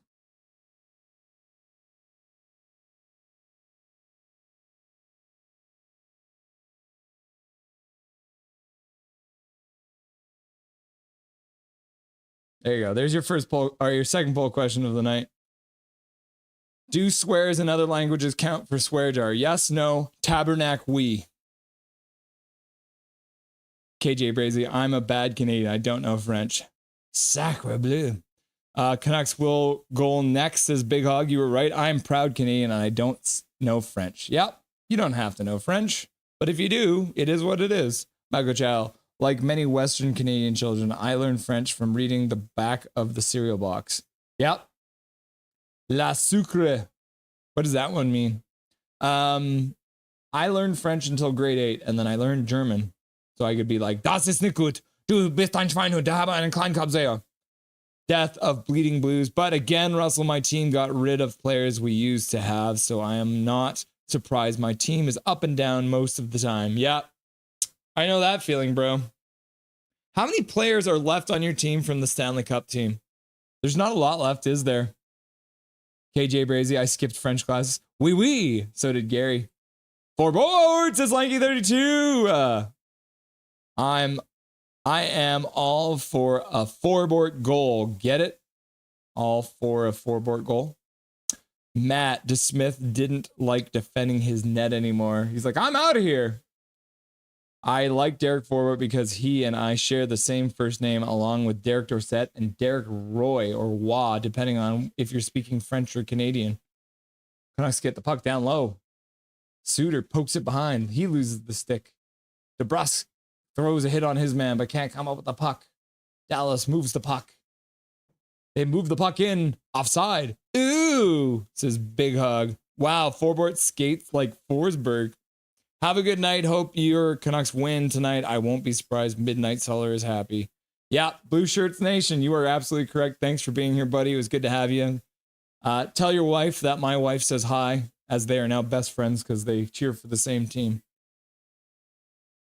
Goal, goal. This Smith sucks, his Big Hog. Calvin 99 Charlie. Jake is going to have a field day with this one. Scrawford, Big 4-board. Welcome, Scrawford. Nice to see you, buddy. Less than 7 minutes left to go in the second period. And we've got Fortnite coming up in the in the second intermission. Big Mac, Snicker Snatcher, Russell Holiday. Going for a big victory royale in Fortnite. Can we do it while chatting about Canucks? Find out in the second intermission. Laugh out loud, Sherwood is trying to get under to the Smith skin. That guy is way too unbothered. Yeah. Rod, people wanted to trade Forbort. Clutch goal. Whoop, whoop. Yeah, Rod. I like Forbort. The fact that he is in this game and he's playing, I'm so stoked. The dude had such a rough year to start. So many terrible things happened to that man. And he's in the lineup, he's playing, and he scored a goal, and that makes me happy. We're on the same page, Rod. Rome, Rupee Hintz took a shot off the face last night against the Oilers. Is he not playing tonight? If we don't understand the swear, it doesn't count as a swear. Okay, I like that. I like that. Mong Chung Yi, Bobo. 86% is right. Forbort gonna party like it's 1999 at the Roxy tonight. Perkele. Perkele. Perkle. Is that a swear in a different language? Perkle. It must be because Rod's smiling really big. Shishkov. Shishkov says Lanky 32. Win deterred, says Swervin Irvin. KJ Brazy. Kessler at the Roxy was crazy. Sugar. Yeah, you got it. Guys, an animal. Swervin Irvin. This day, 32 years ago, Pavel Berry became the first Canuck to score 92 points. That's pretty crazy. Pavel Bure. 32 years ago. 92 points. That's a lot. I think what is the Canucks all-time record is 104, isn't it? I dropped my new phone, but it didn't break. It landed flat on the back. Woo! Swear jar would have been overflowing. And then you could have taken the swear jar to buy a new cell phone with all the money you made off of your swear jar from breaking your cell phone. And the cycle of pain continues for Canuck fans. Derek never lost faith in Forbort. Gary Wiseman, pro tip, drop it on the front to balance things out. No! Don't listen to Gary. He's trying to fool you. Swerving Irvin, more like Forbort night. Am I right? Yep, we can call it that. Forbort night. Death of Bleeding Blues. There's only 4 left on the team from the Stanley Cup champs. Ah, thanks for getting back to me on that, bro. Only 4 left, eh? Yeah, I mean, considering Boston traded away their last 2011 Stanley Cup winner in Marchand, so that's pretty crazy. Laugh out loud. Me and a friend got kicked out of gym class for wrestling. Laugh out loud. What were you? Was it not? You guys were supposed to be playing basketball and you started wrestling instead? Come on, Swervin, you could do better than that. Isn't that what the gym is for? Exactly. Gary, I wish you were my gym teacher. No, you wouldn't want Gary as your gym teacher. I feel like he would just make you run laps. Big Hog Hoggy, funny enough, my gym teacher is a Canucks fan. Nice. So you guys get along on that. Oh, here's the injury. Right off the face. Yeah, not great. Go Bure, says Matt. Michael Chow, wrestling like Greco-Roman or wrestling like Undertaker, Mankind, Hell in a Cell. Yeah, that's a good distinction you got to make there. Are we having WWF Panda wrestling or are we doing like nipples barely covered wrestling? Oh my gosh, what a good play by Sherwood to get in. Made a good move and Casey to Smith made a good save.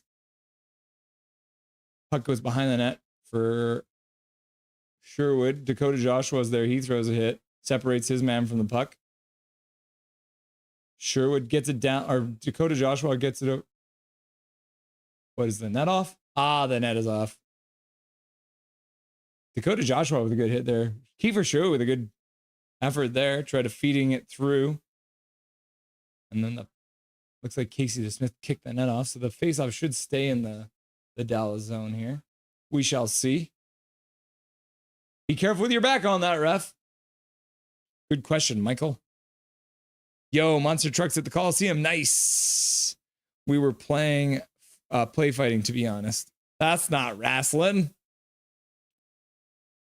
20 years ago, yesterday, Bertuzzi Moore incident. Oh my gosh, you're right. March 8th. A day that will live in infamy. Connor Garland gets checked going to the net. Rantanen moves the puck out. Dallas moves through center, dumps it into the zone. Marcus Pettersson loses the puck to the Dallas player. Tyler Myers is there on Rantanen. Rantanen drops the puck. Pettersson gets it down low for Marcus Pettersson.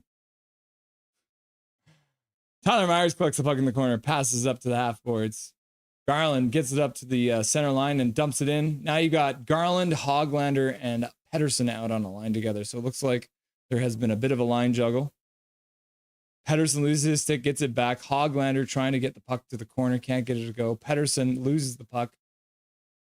Duchesne passes out to center. Dallas moves in. Good stick there by the Canucks player. Get the puck out. Baster intercepts it at center ice, moves in, stops, falls. Then Dallas moves it back up. Elias Pettersson steps up on Jamie Benn. Baster tips it into the Dallas zone. Puck comes around the boards. Hronik tries to keep it in, can't get it to go, gets chipped all the way out. Mancini's back though. Puts it behind the net for DeBrus. DeBrus rings around the board slowly. Suter gets it to the middle. It's a bouncy puck right now. Dallas at center ice with the puck. What a great day, says Big Hog. Wow, imagine without that we wouldn't have gotten Luongo. Talk about butterfly effect. Yeah, pretty much. Moore shouldn't have messed with Nazi. Wow. I mean, the Canucks were idiots about it. Matt Cook had already fought him. Like, Matt Cook fought Steve Moore. And if Bertuzzi really wanted to be the one to do it, he should have gone to Matt Cook and been like, listen, dude. Listen, I'm going to fight him. 21 years ago, yesterday, Todd Bertuzzi chokeslammed Steve Moore off the steel cage. Yep, that's exactly how I remember it, too. Good job by Forbort to clear the puck away from the half of the board from side of the net. Phil Hito puts a shot on net, goes to the corner, drops it for Lekermacki. Lekermacki puts it back up to the point. Tyler Myers keeps it in, tries to get it down low for O'Connor, but it goes through his legs and gets Dallas, puts the puck all the way out. Icing call against Dallas. They're making kicks again like a bunch of fools. They got the easy bake ovens out. They just burn their fingers. They don't know the rules. Idiots. Learn the rules. Mike Torrance still pissed that team didn't stand up more. Yep. I'm Knack. I meant Scheisskopf. Oh, yes. Scheisskopf. Scheistenkopf, and that means shithead. I know y'all missed me. Yeah, we did, Noah. Welcome back. And that the refs didn't do their jobs. Dog. We were playing badminton and I lost, so I tried to drop my gloves with him, and my gym teacher saw it and kicked us out. I mean, is there fighting in badminton? Is that an unknown rule that I didn't know about? Marcus Pettersson steps up to try and keep it down low. Puck goes all the way up in the air, all the way down into the Canucks zone. Tyler Myers taking down his man. I guess that's a penalty. 2-3-4 left to go in the second period. Tyler Myers taking a penalty for tripping.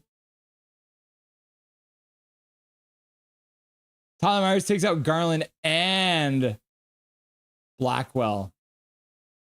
Kind of pitchforked them. Lanky, my German spelling is off tonight. That's all good, Lanky. I would probably have pronounced it improperly anyways. Noah Borneo. Damn, finally someone scored. Yep. Rome. I think everyone was trying to protect their own asses. Somebody put a bounty out on more. Guys like Crawford, May were all looking out for themselves. Yep. Gary Wiseman. Russ, how the heck do you remember the exact calendar date of the Bertuzzi Moore incident happened? Because somebody said it was yesterday and today is the 9th. And that means yesterday was the 8th. Gary! Need I remind you, Gary, that I was in fact at the Steve Moore incident game. I was like 3 rows up. Luger's stick breaks, but the Canucks managed to collect the puck off the broken stick and down the ice. Harley collects it in their zone. The Canucks get a change on. Dallas gets a pass across, stops in the middle, shot. Lankinen makes a save. Canucks put it off the boards, can't get it out though. Duchesne keeps it in. Puck to the middle, no Dallas there to support. And the Canucks dump it all the way down the ice. 1:18 left to go in the power play, and 1:47 left to go in the second period here. Because it was a special day. In Lanky, I believe, Russ probably remembers his own birth. I remember being in the womb. It was just like boom, boom, boom, boom, boom, boom, boom, boom. It was a cold September, that 1984, the 30th of the month. Being very extremely pregnant on her birthday, Wendy Gorner makes it to the hospital in time. Same. Big Hog remembers his own birth? That's weird, bro. How do you do that? Who you got in the cup matchup? It's going to be Colorado versus Florida for the Stanley Cup this year. I remember Bertuzzi giving him the John Cena can't see me punch to the ear. Yep. Can't see me. Would like to see Caps versus Kings finals, says Mike Torrance. Why would you want Caps versus Kings, Mike? Gary's making Big Hug laugh and cry. Myers, what the F? Swervin' Irvin. In 2004, John Cena was just starting his run as a babyface. Is that when he shaved for the first time? Dallas over 3 on the power play. Canucks have killed it off. 31.8 seconds left to go in the second period here. Dallas up to 12 shots in the game. The Canucks at 13. Michael Chow, man, Canucks hockey was such a mess back then. McSorley, Bashir, and Bertuzzi Moore. Yeah. Yeah, I remember the McSorley Bashir game. I was watching that one live on TV, and I just remember screaming super hard and laughing at the linesman didn't like the way he dropped that puck. We'll do it again. I remember Gar Snow was the goalie for the Canucks, and he just went in and just started throwing shots at McSorley on the ground. But the Panthers on a repeat looks like a good bet. Hit him with the maths, Russ. Yeah. Carol, hi, Swervin. How are you? Oh, no. Dallas scores. I wasn't paying attention. What the heck, man? Canucks lose a face-off in their own zone and get scored on. That's a common theme for the Canucks the last couple weeks here. Pettersson losing the face-off.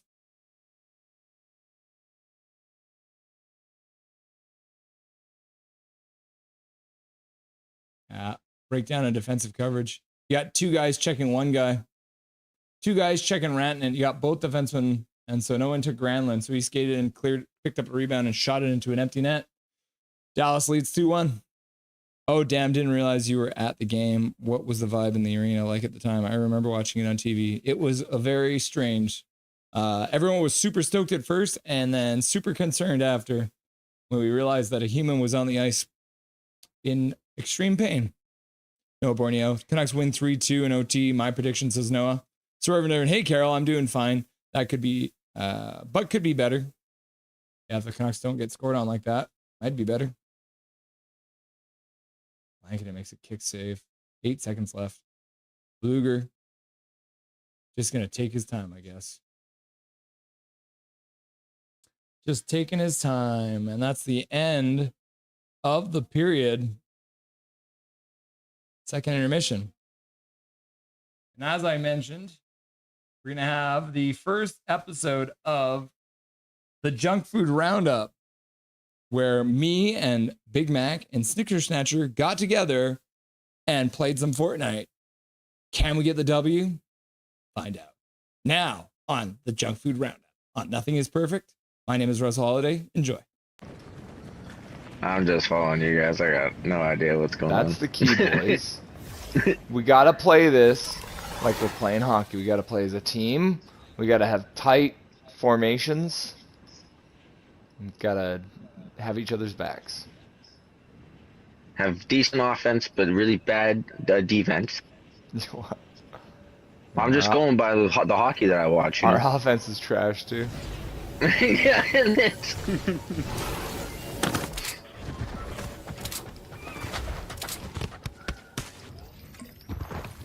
Okay, somebody definitely landed here with us. There's like 2 or 3 teams here. Yeah. Got one. I killed Godzilla. Oh my god. Gotcha.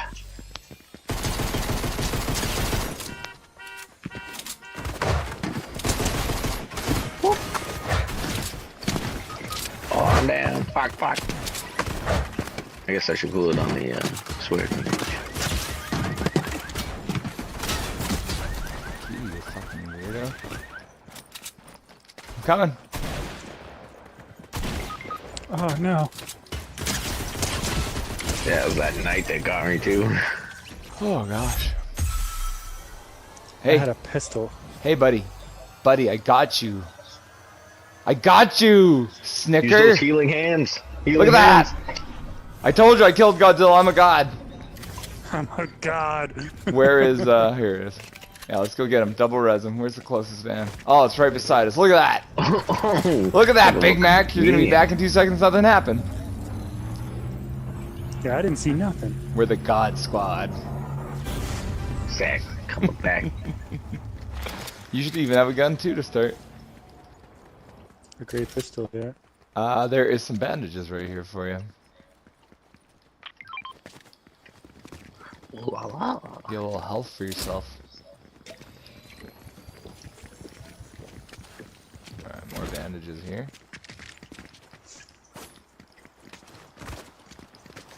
Alright, I'm gonna have a look over these houses over here. Oh, actually, there might be stuff underneath this bridge, too. We need everything right now. We're in shambles. Everything we can get. Oh, a launch pad. That'll come in useful. Secret chests.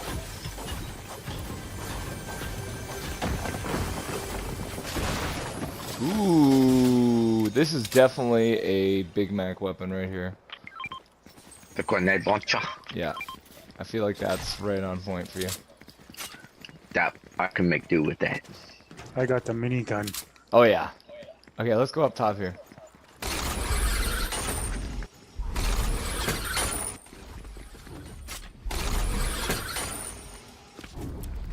Maybe we go. There's a what are they called? Rift. There's a rift over here, so we can go over there, head in the rift, and maybe head over to Anarchy Acres to see if we can find some more stuff. Be very careful here. Don't take fall damage. Don't. Just slide down the side of the mountain. You gotta remember, in OG Fortnite, there was tons of fall damage. Big Mac, why have you not used the bandages I gave to you? Oh, I should do that. You're running around, you're naked, look at you, you have barely any health. Why is it not working? Because it's me that needs health. Oh. Oh, I was like, yeah, I was like, grab the extra stuff. What do you mean? What are you talking about? See, Snicker's paying attention. Okay, hop in this thing, guys, and we're gonna fly towards this marker over here. Go over to the Anarchy Acres and see if we can find some stuff.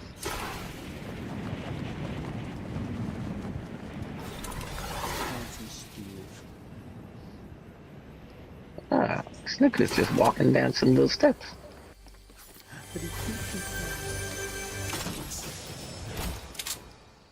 I'm just coming in like Mary Poppins. I'm Mary Poppins, y'all.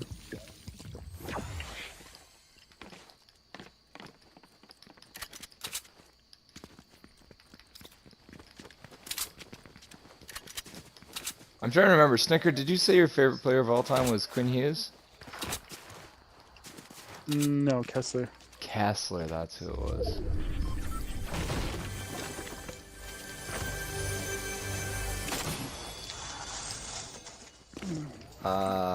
Oh yeah, you found some shield there, good. That should give you a bunch of shield, actually. Yeah.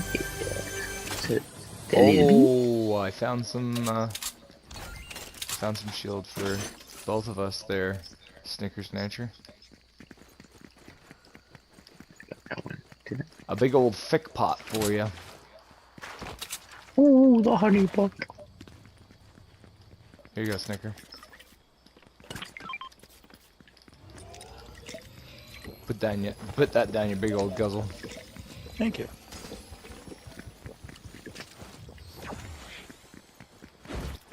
Alright, where are we going next? Okay, let's move west. Because there's another one of those portal rift thingies that we can ride in. Another chest. Ooh! Oh, what is that thing? That's a gold scar, brother. And this is a booty bomb. It's pretty wild. What am I doing with my life? I don't want this other gun. Alright. There is a scoped AR. I don't know if you guys like scoped assault rifles. Yep. Snicker's like, ah, la, la, la, la, la. Just a 4 minute, come on. Hopping on it like his first Snicker of the day. Oh yeah. That's what I imagine, Snicker. You just like sit around eating Snickers all the time, don't you? Yeah, I prefer the bites. Oh yeah. No unwrapping necessary. Exactly. You just open the bag and go. No wrappers holding me back. Yeah. That's one of the main things I hate about Starburst. Oh, the wrappers that get in Each the way. one is individually packed. Yeah. Big Mac, who's your favorite player of all time again? I went with Richard Brodeur for our interview. Oh yes, Richard Brodeur. Though I never like watched him play, so I guess that, you know, however much that counts. You're a liar. You're a phony. A big fat phone. He's a phony. A phony. Oh, smoke grenades. Have you guys ever seen a smoke grenade before? Haha, haha, haha, haha, haha. There's smoke all over the place now. Oh, weird. They're in like a perfect little dome. Yeah.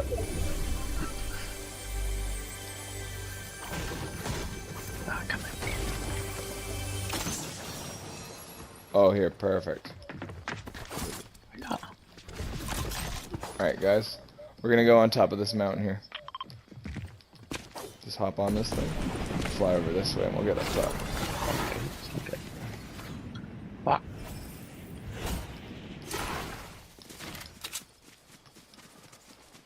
I think we should be able to get a pretty good shot from up here.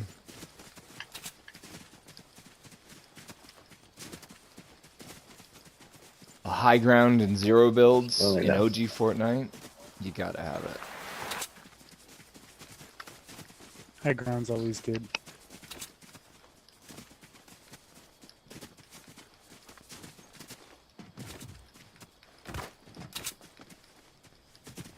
Oh, I almost jumped right off. Do not jump right off. Alright, I don't see anyone. Then maybe we move up. Careful. Oh! I mean, I didn't take fall damage. I don't know what you're talking about. I would never do such a noob thing.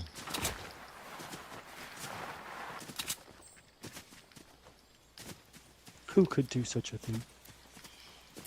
Oh, shots in PP. Maybe we go have a look. For everyone who's watching this right now, this is PP, Pleasant Park. Oh yeah, there's a big old rascal happening over here.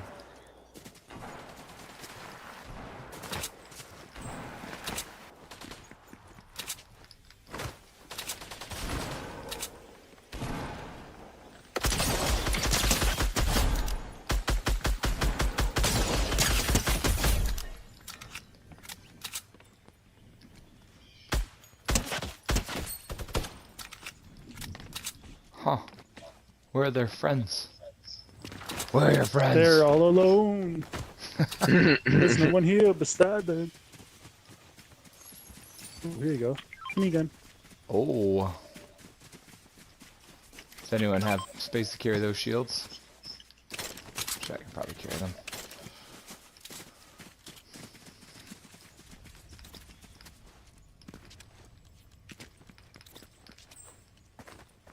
Okay, let's head, there's another rift thingy this way, south of us. And once the circle closes, we'll be able to determine where we want to go with our rifty thingy.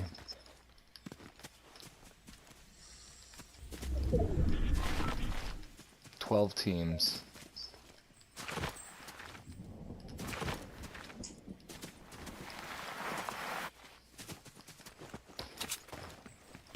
Hit this rift over here and just start moving that way.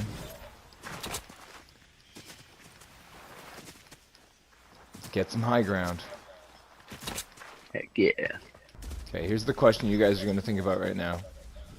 If you could make a Frankenstein player out of the Vancouver Canucks current roster. So we're talking like, if you wanted like Quinn Hughes' feet and then like Pettersson's head and then Demko's legs. How would you put it together? You think about that. What kind of player would you put together as like a Frankenstein beast? For the current roster? Yeah, the current roster. Okay.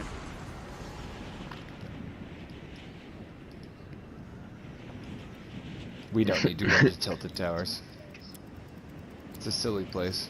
Well, what the? And there's another rift right down here. Where the fuck are you guys? Did you not come with us? Hop in that rift there, Big Mac. Did it just send me up? That was weird. It like transported me, but it didn't go anywhere. Are you still on the ground over there? Yeah. And I'm like looking around. I don't see it. Oh, what the fuck? Is that like the same spot? I think we should go back to Big Mac. He's lost. Maybe I was jumping into the wrong thing. Why are we talking? We can't leave Big Mac behind. I just need to see your names on the map and I'll run. I'll do it. No. Just stay where you are. We're coming back to you. I'll show you the way. Turn around. You're running the wrong way. Do you know the way? Follow me, young man.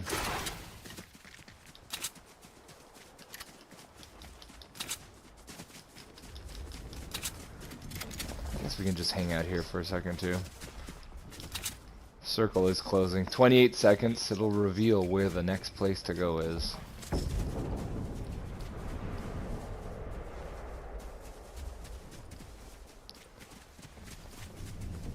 So let's say for your Frankenstein player, it's feet, legs, body, arms, and head. And then head will be like how they think the game. Let's put it that way. Oh, this is kind of weird. Without like writing it down or like, I don't even know. Okay, let's go right here then. So Big Mac, you're gonna jump in this rift here. And it should send you right up in the air. And then head towards the red dot, or the red line. Oh yeah.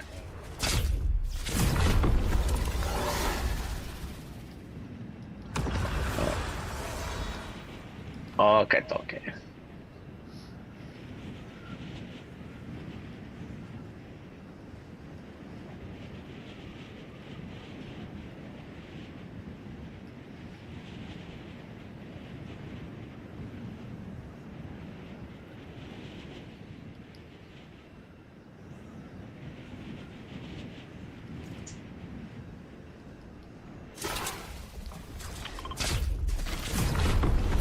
I was inside of you for a minute.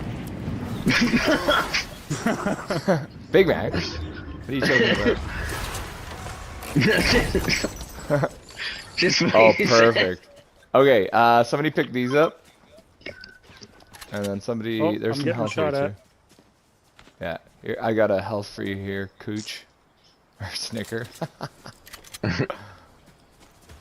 Actually, maybe I should. Use turn my it- code name. Yeah, sorry. Oh, and there's a launch pad here too. Hello? Ooh, a sniper rifle. Are you taking somebody that? pick these up. And then somebody pick this up.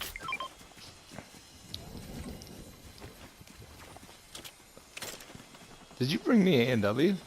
Oh my goodness. Okay, come on up here with me, boys. There's people fighting below us.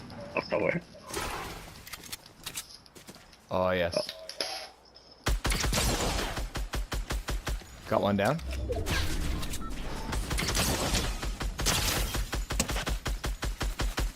Got another one down. Oh, there's people on Dusty Depot too. That one's down there.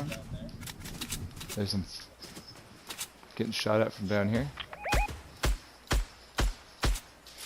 Oh, somebody right here too.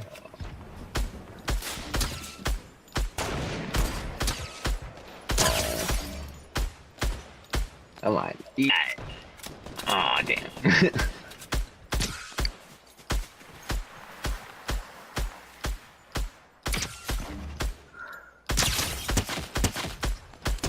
Okay, I gotta knock that guy down there. Oh, I fell. Fuck. No. No.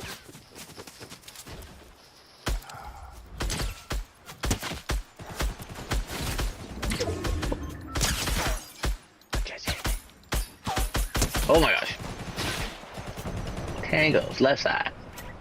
Oh, I'm out of ammo. Do you have any AR ammo? Not really, no. Uh-oh. Well, jeez, damn. What? Darn.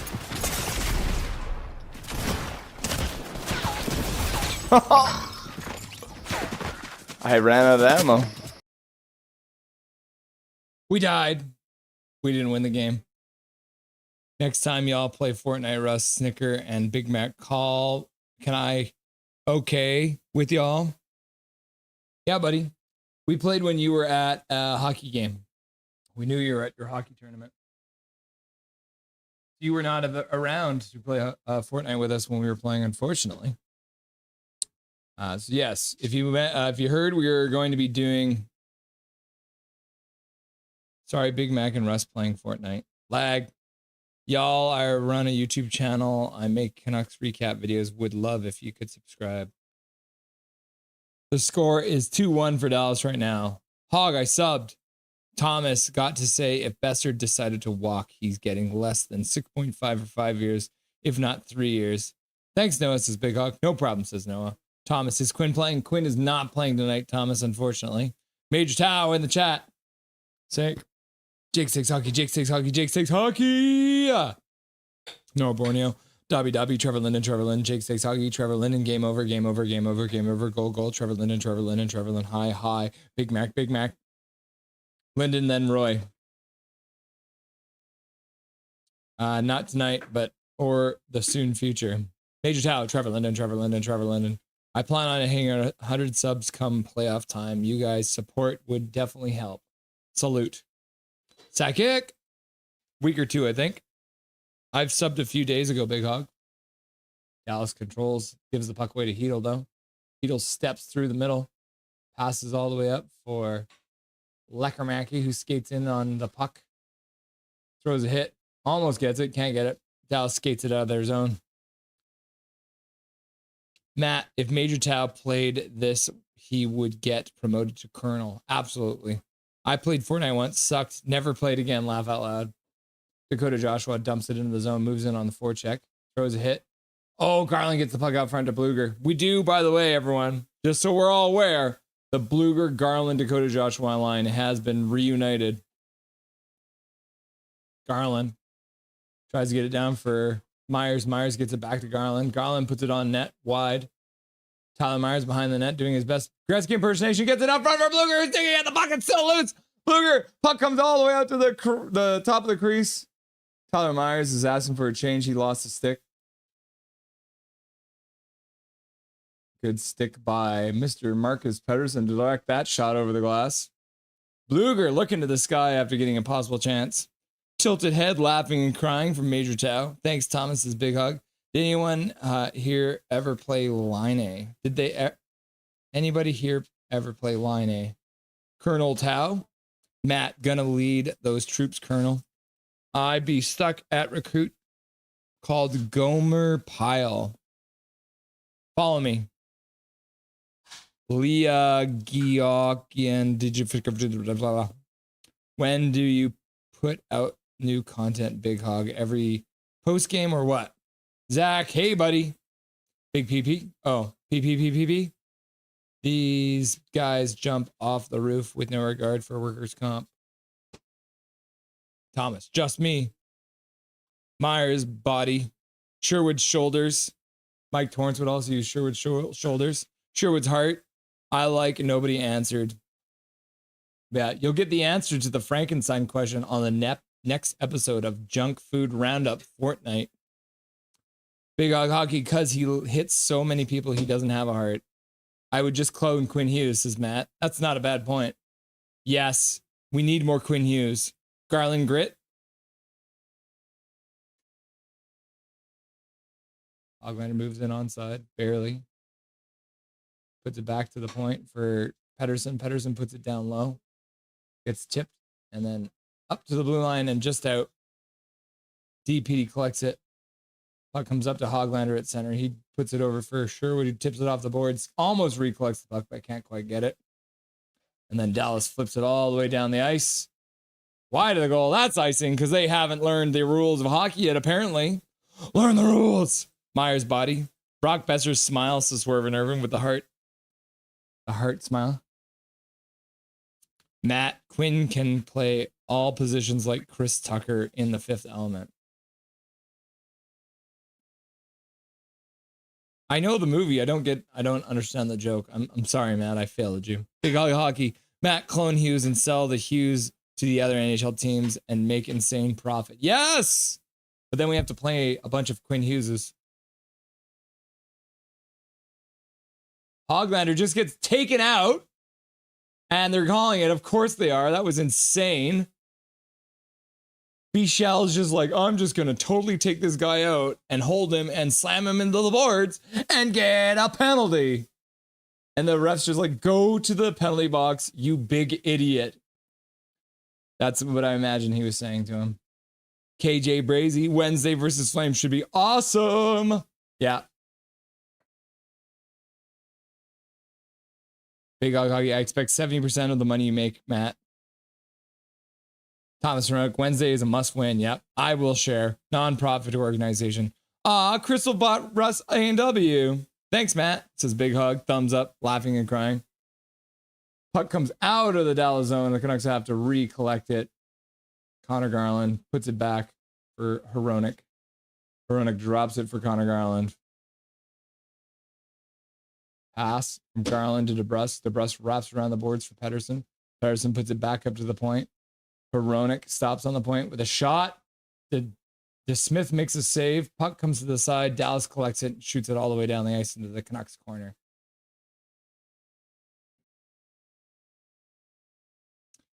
I dropped my phone and my screen protector cracked. Oh, at least your screen protector cracked and not your screen. Puck goes all the way down the ice. Canucks cannot get set up on this power play at all.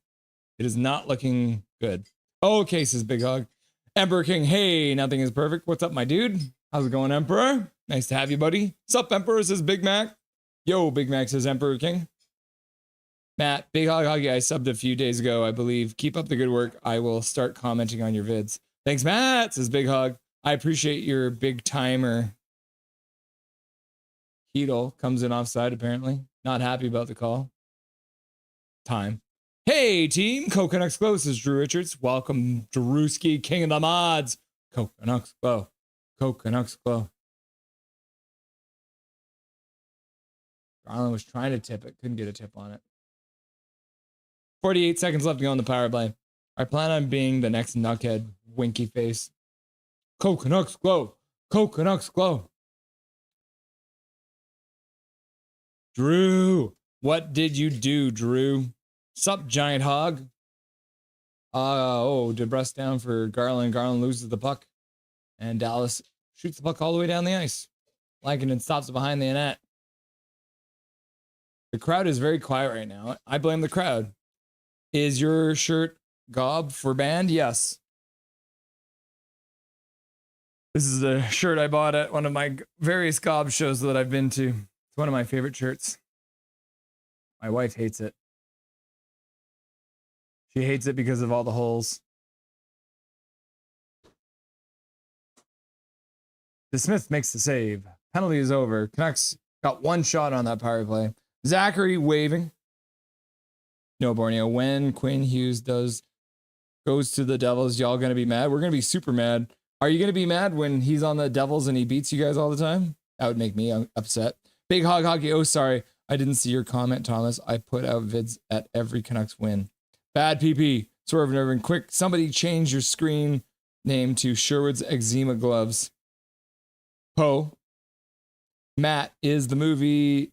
In the movie, the flight attendant says to him to get to take off positions. He replies, but I want all positions, then has some fun time. Ah, yes, I do remember that scene now. Chris Tucker, the international singing superstar. Bad PP, Thomas. Gary Wiseman. Oh, that's what those gloves are. I thought he was a big Michael Jackson fan. Ronick loses the puck in the corner. Marcus Pettersson's out on the ice with him. Shot to the front of the net. Looks like Lankinen made a stick save, puts it to the side. Ronick stops, spins, goes back behind his own net. Getting pursued, puts the puck up to Lekermacki, who puts it back for Heedle. Heedle with speed into the Dallas zone, puts the puck into the corner. O'Connor follows up. He grabs the puck. Heedle, O'Connor can't come up with the puck. Dallas retrieves it, gets it out to center ice. Big PP is bad luck. Go Canucks, go, says German Canucks. What's up, my dude? Nothing is perfect, Big Hockey. How's it going? Taga. Guten Tage. German. Man, our Zona entries are so bad. Sup, German. KJ Brizzy, time for Dobbins to make an appearance. Me and German are buds. Coast past 40 feet on the PP side. Yep.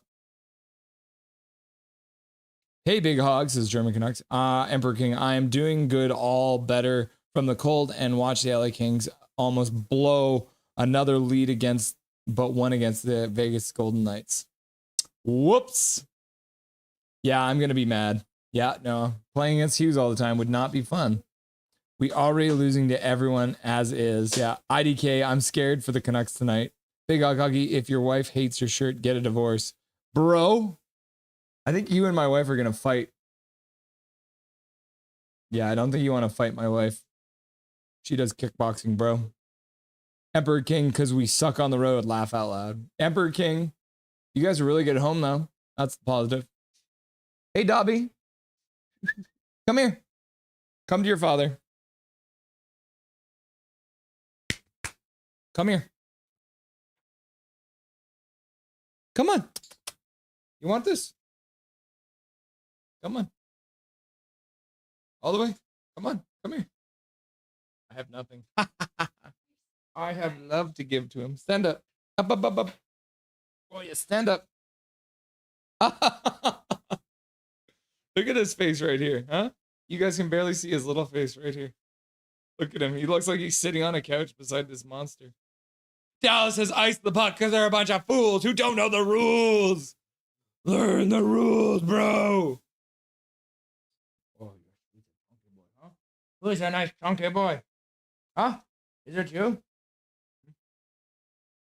All you can see right now is his face. Look at that face. Look at this pretty face, huh? Okay, stand up. Up, up, up, up. Up, up, up, up, up.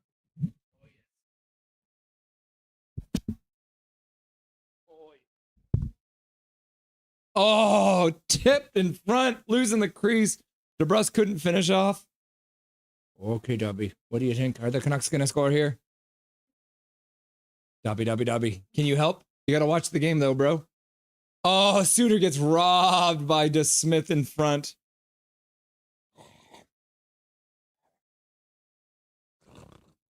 Oh, Dubby. Huh? Why you watch? You got to watch the TV, huh? Watch the TV with me.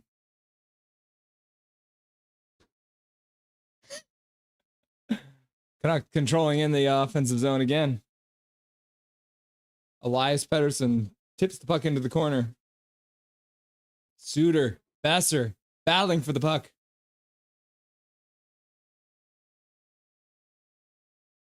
Move that puck. We got a rugby game. O'Connor comes out of the corner. Puck gets up to the half boards, but Dallas clears it out. Veronic is back. Oh, yes. There we go. Yes. Now you relax, huh? Give me a kiss. Okay, get the heck out of here. You little weirdo. Mom's cooking, so he is not interested in spending time with me. There is 14 minutes left. Time for approximately 6 goals still. No worries, Nux. Yeah, we can score 6 goals. No, Borneo Hog. That's insane. Hog is cooked. You see Garland tap DeSmith on the shoulder? Yeah, he's like, what's up, my dude? I miss you.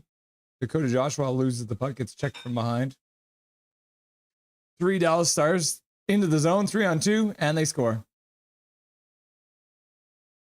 Jason Robertson scoring a goal for Dallas because the Canucks had a terrible defensive breakdown again, and now they're losing 3-1.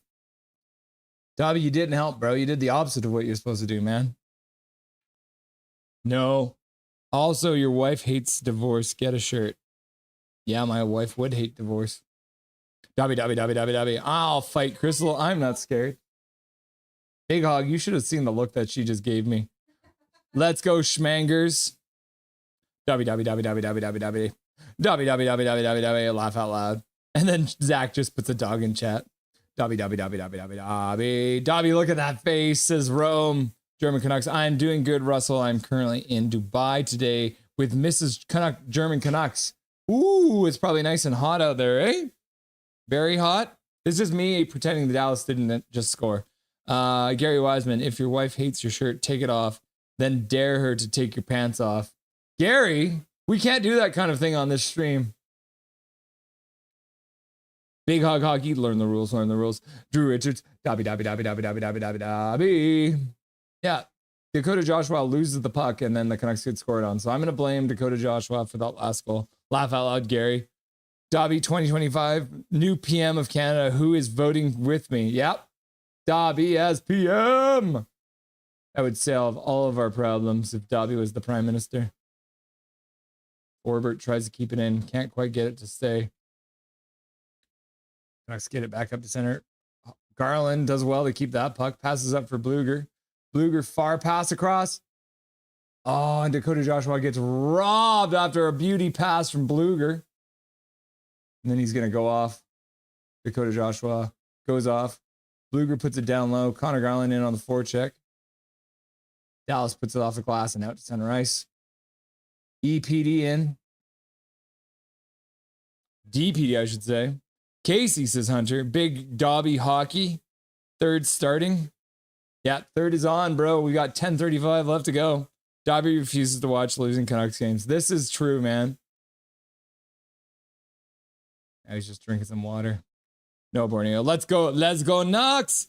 Let's go. Brutality blood. Let's go, Canucks. Brutality blood. Big Hog Hockey, Dobby, Trevor Linden, Goal, Canucks Flow, Learn the Rules, Swear Jar, Big Mac, Jake Steaks Hockey. Hronik puts it behind the net. Sherwood throws a hit. Collects the puck. Gives it over to Hronik. Hronik can't get a clean shot off. Pettersson puts it to the corner for Hoglander. Hoglander puts it behind for Sherwood. Sherwood skates to the corner. Puts it high slot. Goes off of Marcus Pettersson's foot. And Dallas recovers and skates it out to their own blue line and then out to center. Sherwood tries to get the puck back. Can't. Dallas skates it in and then dumps it into the Canucks zone. 9:42 left to go in the third period. Milosh F. Don't call Dobby a little weirdo. No. F. Rip. There goes my prediction. Yep. Swervin' Irvin. It's over, says IDK. Tabernacle, says Matt. No, Borneo. It's fine, y'all. Can be losing 7-3. It could be worse. I think Tyler Myers might have just taken another penalty. Sorry, that was my bad. We are a joke team, sigh. Let's fight, Crystal. Gary, what the F? Laugh my ass off. He misread it.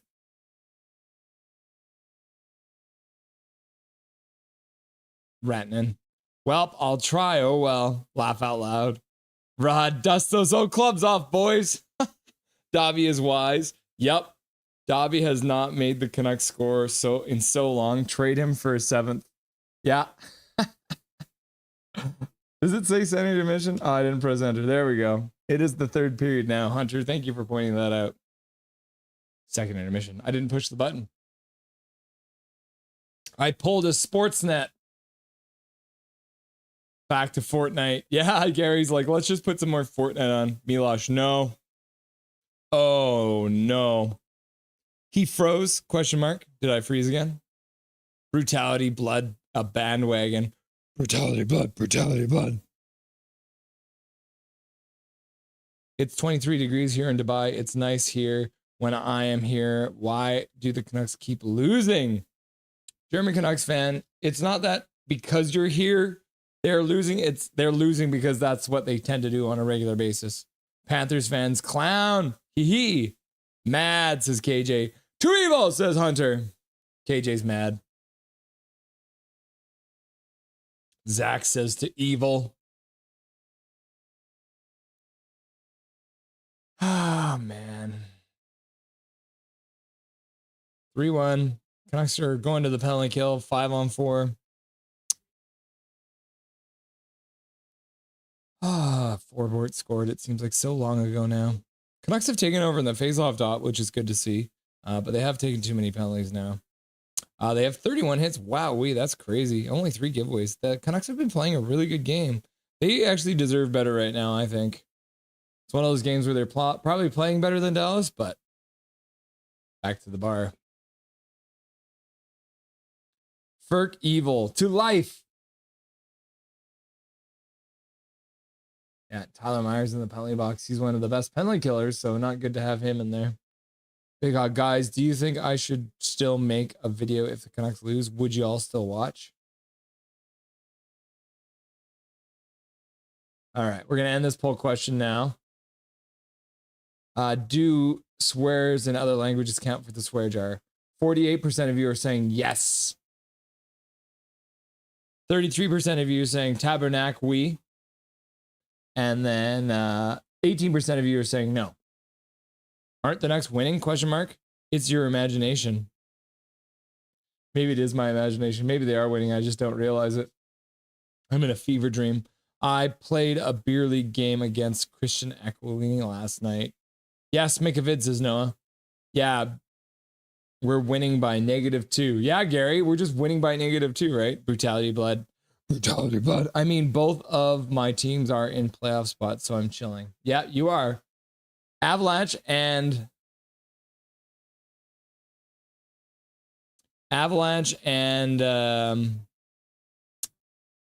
Florida. Two evils, says Big Mac. Okay, Noah. Rod, Dallas, and Edmonton, quite frankly, are just on another level, although Edmonton just blew another full goal lead last night, so their goaltending questions there. Doug's World. Squire Barnes. Oh, Squire Barnes. Squire Barnes. Doug's World in the chat. I like Squire Barnes. Had to delete that. You can't be a fan of both teams. The heck? Squire Barnes equals Short King. Yep. Just got back. What the F, says Michael Chow. Yep. It's 3-1 now, and the Canucks are on the penalty kill. This is a new level of bandwagoning. Hachiko is a fan of 32 teams. I think there's like one team that he doesn't like. I can't remember which one it was, though. Swerving Irving. Go Sports! Just under 8 minutes left to go in the third period. 27 seconds left to go in the power play for Dallas. Puck goes way high in the air. Canucks get it to the middle. Can't get it out, though. Dallas keeps it in at the blue line. Ran it with a shot. Suter chips it to the side.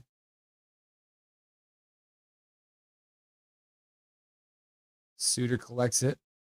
Does he have any juice left? 2-on-1 for the Canucks if they... Bluger! Puck just in front of the net. Dallas just bodies in front. Power play is over now. Canucks step up on the penalty kill and almost make it a 3-2 game, but can't get it to go. Chico is a fan of all teams. Isn't it? Is it the Rangers? Dobby's team? Go team.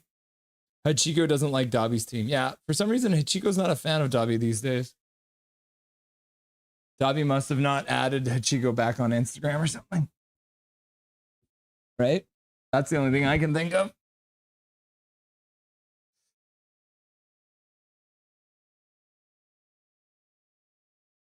.6:45 left to go in the third period. Dallas winning 3-1. Hachiko hates the Ducks and the Kings. Yeah. How did that not go in? Man, there was bodies in front. I think that's what happened. Canucks intercepted center. Leckermacky gives the puck away, though. Tyler Myers runs his man over. Referee getting in the way. Forbort doesn't care, though. He gets it up for Leckermacky. He's at center, puts it over for O'Connor. O'Connor dumps it in, and the Canucks will start to change. Cue the Benny Hill song.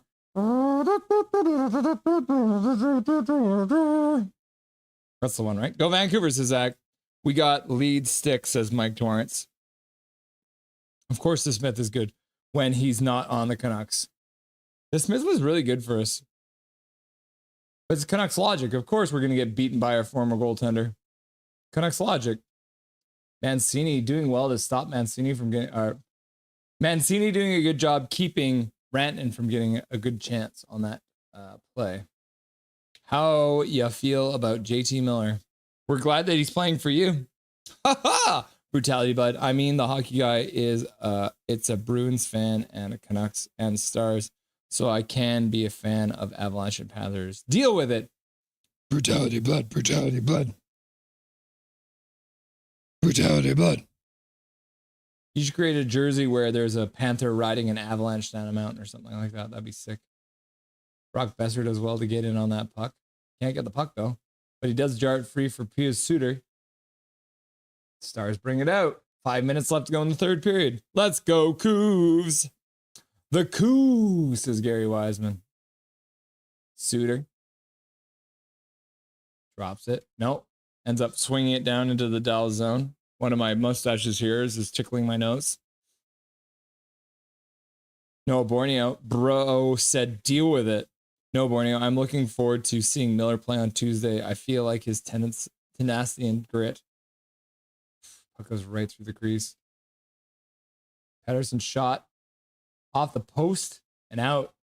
I think Garland thought that one was in. 4:20 left to go. Oh, Dallas has iced the puck. 4:18 left to go. And DPD just put it off the damn post. Bro picked up two good teams. Laugh out loud. Swerving. Let's remember this. Let's go, Casey. Let's go, Casey. Yeah. DPD putting it right off the post with a nice wrister. Oh, I think Bluger might have tipped it a bit. But Dallas has iced the puck because they don't know the rules. X going to give it to what? Puck gets past Pettersson at the blue line. Dallas will be able to get a change. Elias Pettersson up to Garland. Garland puts it in. Canucks are offside. They'll have to touch up. 4 minutes left to go in the third period. Michael Chow, Brutality Blood turned on the TV one day in June 1996 and said, "This is fine." Rod, when does Demmer come back? We could really use the dude standing on his head like the old days. Man, Rod, I wish it was as easy as getting Demko back, but it's not even the fact that the Canucks aren't getting saves. They literally have one goal in the game. Like, they're 26th or 27th in the whole league in scoring per game. Like, it's nuts. They need to score more goals. It's as simple as that.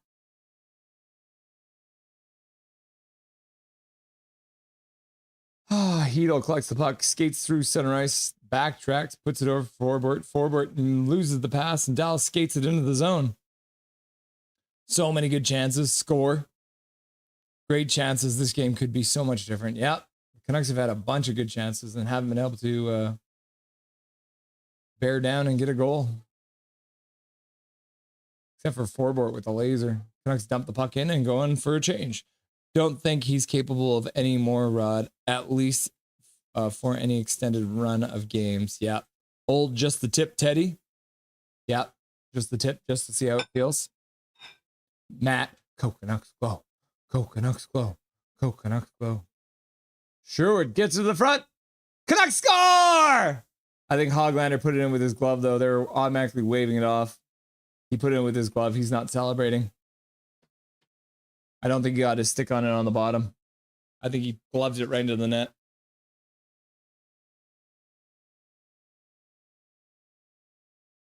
Let's see a replay of it.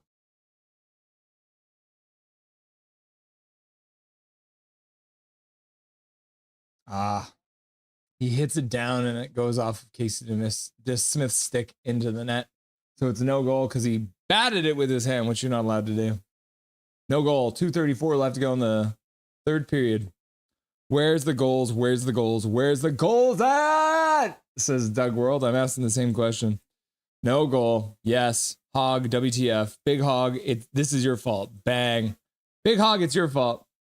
Almost goal. Almost goal. Almost goal. Yeah. Darn, says Big Mac. WTF. Big Hog, you're not allowed to throw it into the net. Didn't you know that? Big Hog putting money in the swear jar. KJ Brazy, come on, Hoggy. Zach McNally, no goal. Dang it. Swerving Irvin. Hoglander thinks he's playing spike ball. Give us half a goal at least. Gary Wiseman, 3 to 1.5. I'm down for that.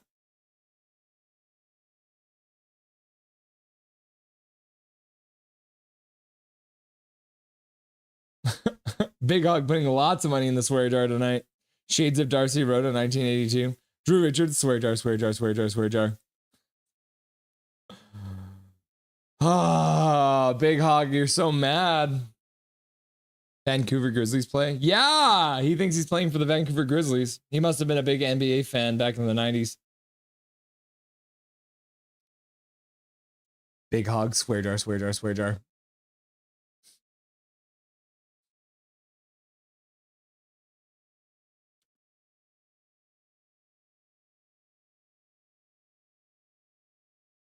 Canucks now have 9 shots in this period to 4 for Dallas. They're out shooting them 22 to 18. They have more face-offs. They have more hits. They have less block shots. They have less giveaways. They have less takeaways. Man, Matt Duchene with his 40th and 41st assist of the season. Derek Forbort scoring a beauty goal. Yeah, his first goal is a Vancouver Canuck, as I suspected. 2:34 left to go in the third. Canucks lose the faceoff. Back to the bar.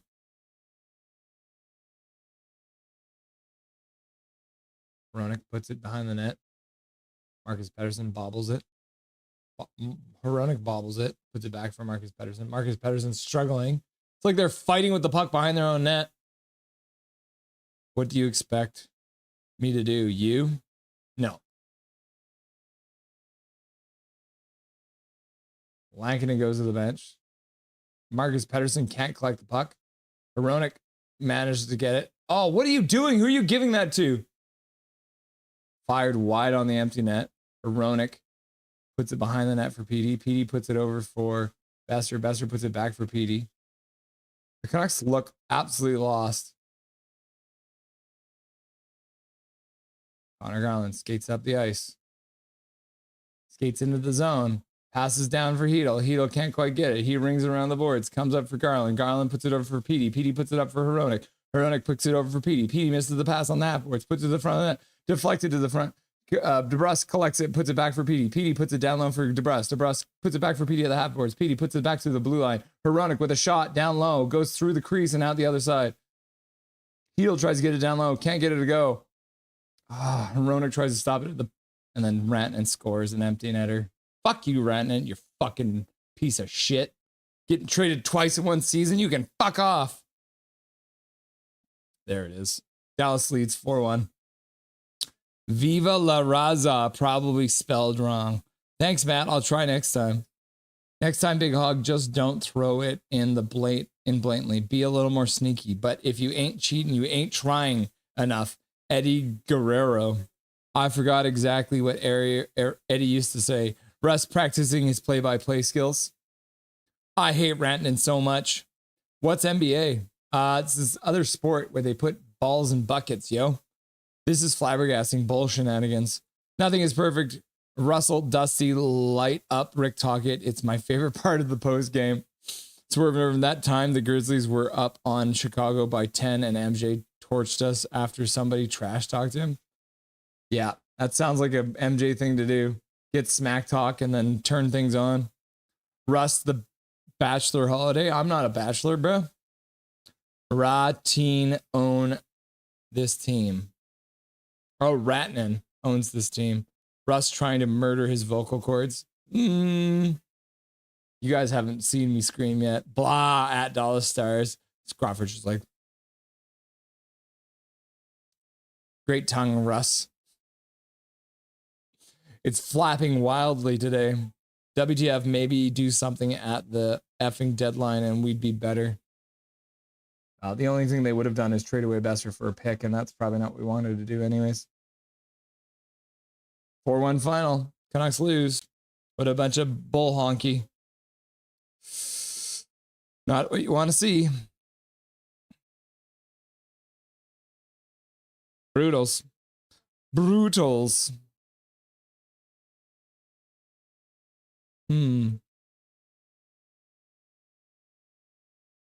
All right, let's get Dustin on here right away. Everyone wants to hear him rant about that game.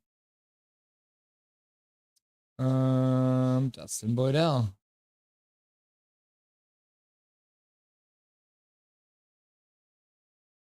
All right, kids, without further ado, see if you get the rant that you want from Mr. Dustin Boydell. Is it anger tonight or is it just sadness? It's just a really good frickin' hockey team that you come up against. Wasn't for lack of trying. Couple of posts. To Smith with a couple of lucky saves, got a couple off the shaft of his stick. And then just a couple of lucky bounces their way, and then one really nice goal in the third there. That was a bad play by Joshua coming over the blue line. Tried to pass it backwards to the side with that standard breakout play that we've hated on all year. Hit Hedel in the shin pads and goes back the other way, and Robertson's wide open to tip that one past Lankinen. So tough game all around. Didn't like the line shuffle moving Höglander and Sherwood with Petey, especially after last game. That was a weird move.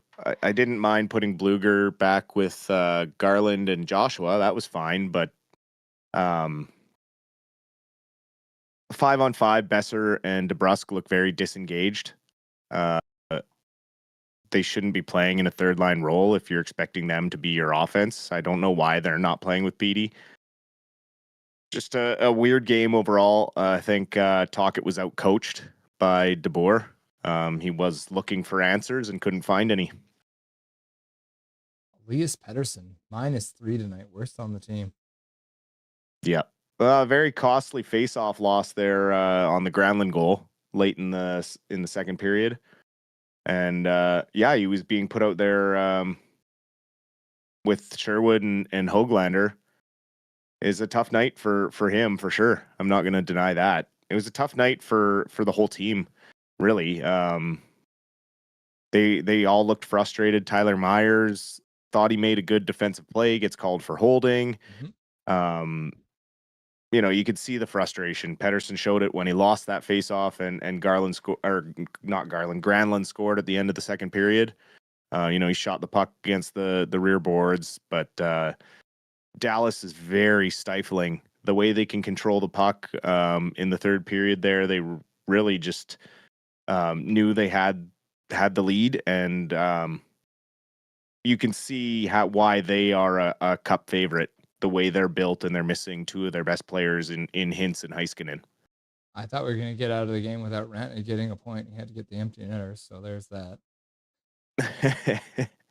Well, and the thing is, at the end of the day, too, the Canucks actually turned things on in the faceoff dot, but it's very similar on the opposite side of the coin. PD winning that faceoff a couple games back, where a couple seconds left, 1-goal lead, you win that faceoff, game's over. But same thing happened tonight. The opposite result, where PD doesn't win that faceoff, and all of a sudden it's all the way down in their zone. Yeah, and the Canucks had the majority of the shots in the game. They did push the hits, to try Dustin. 36-12. Yep. They only had 6 giveaways. You were talking about it in the first period. They only had 0 giveaways after the first period. They only had 6 in the whole game. Dallas gave the puck away 22 times. The Canucks were generating turnovers. Yep. Yeah, but if you have to throw 36 hits, this is one of those games where the Canucks had to throw that many hits because they didn't have possession of the puck. Like Dallas is really good at keeping it away from you. And their giveaways aren't in high dangerous areas. They're giving it away in the corners or giving it away in the offensive zone, but they reload so well. You saw it really well in the third period there.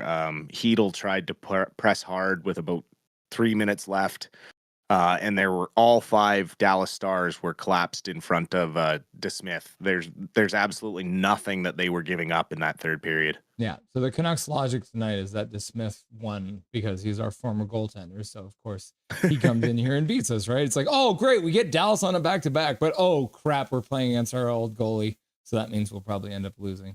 I want to give Rick Tocchet a little bit of crap, and I think you might agree on this, but the fact of the matter is, in the last probably 10 games, I'd say, there's been a real problem with the Canucks losing faceoffs in their own zone and then it going into a quick set play that ends up in the back of their net. That's got to be on Coach Tocchet, right? Yep, that's on coaching and systems. But I mean, at the end of the day, he'll say it's on the centerman for losing those faceoffs. He'll say we have to do a better job of winning the important draws, and he'll deflect it. But when we win, he'll take the credit. That's Tocchet 101. Well, I mean, it's one of those things. You hope for the best, but you prepare for the worst. So your players should be aware that generally in the history of the NHL, it's about 50-50 for faceoffs. This is essentially a damn coin flip. So you have to be prepared for whether you win it or whether you don't win it. Definitely. And we saw that against Utah as well with those tip plays off of lost faceoffs.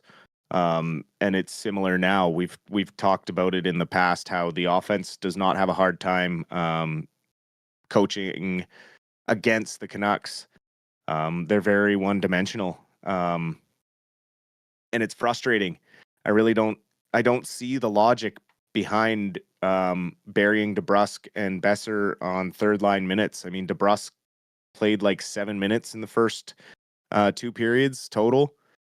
Like he was supposed to be the big offseason signing to help boost the offense, and we're seeing them deployed in a third line role, and it just doesn't really make a lot of sense. The only thing I can wrap my head around, and I've been thinking about it because we've been talking about the line setups for a while, is DeBrusk, Boeser, and Petey. They're all 3 guys we want to score goals. So I wonder if maybe Tocchet's having a hard time putting 3 shooters together, because at this point we're trying to get Petey to shoot more. And if you put him on a line with DeBrusk and Boeser, he's probably going to defer the puck to those guys to shoot the puck. Is there a different, like, I like Sherwood and Petey together. Is it maybe we look at doing like Sherwood, Petey, Leckermacki instead? Or do you not want to break up that rocket line? I don't mind breaking up the Rocket line. We talked about the lines that I do want to see, and it is Lekermacki, Boeser, and Petey together. Mhm. Those three. I wouldn't mind shuffling the second line a bit because they didn't really do a ton tonight. Yes, they're fast, but they're almost too fast. They kind of need a trailer that can slow them down, and maybe DeBrusque with Hedl and O'Connor, and then you put Lekermacki with Boeser and Petey, and then you have it more balanced in that top six.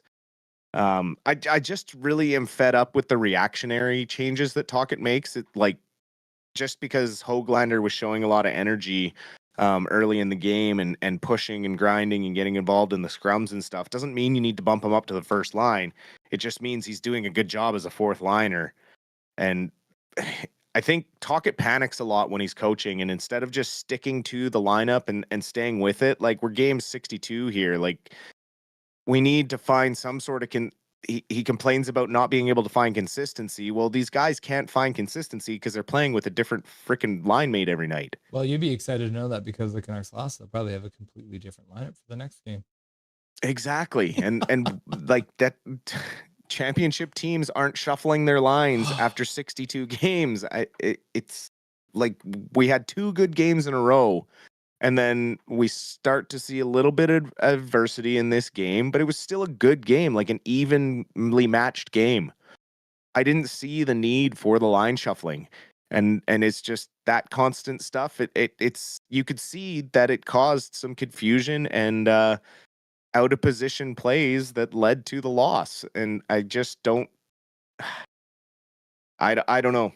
I don't know what the answer is, but I just don't see it getting any better unless he just kind of starts letting his offensive guys do what they need to do. Felt pretty good to see Forward score, though. Absolutely. You love to see a guy get one after 82 games, and it's been almost 2 years. First goal is a Canuck. Good patience to wait and just wait. The Smith sliding across and then putting it far side. So definitely happy to see Forbort get at least one for the Canucks tonight. Before we go and talk about the Abbey Canucks, let's quickly have a look at the Dustin Boydell 3 stars of the game, and we'll compare them to what they gave out tonight.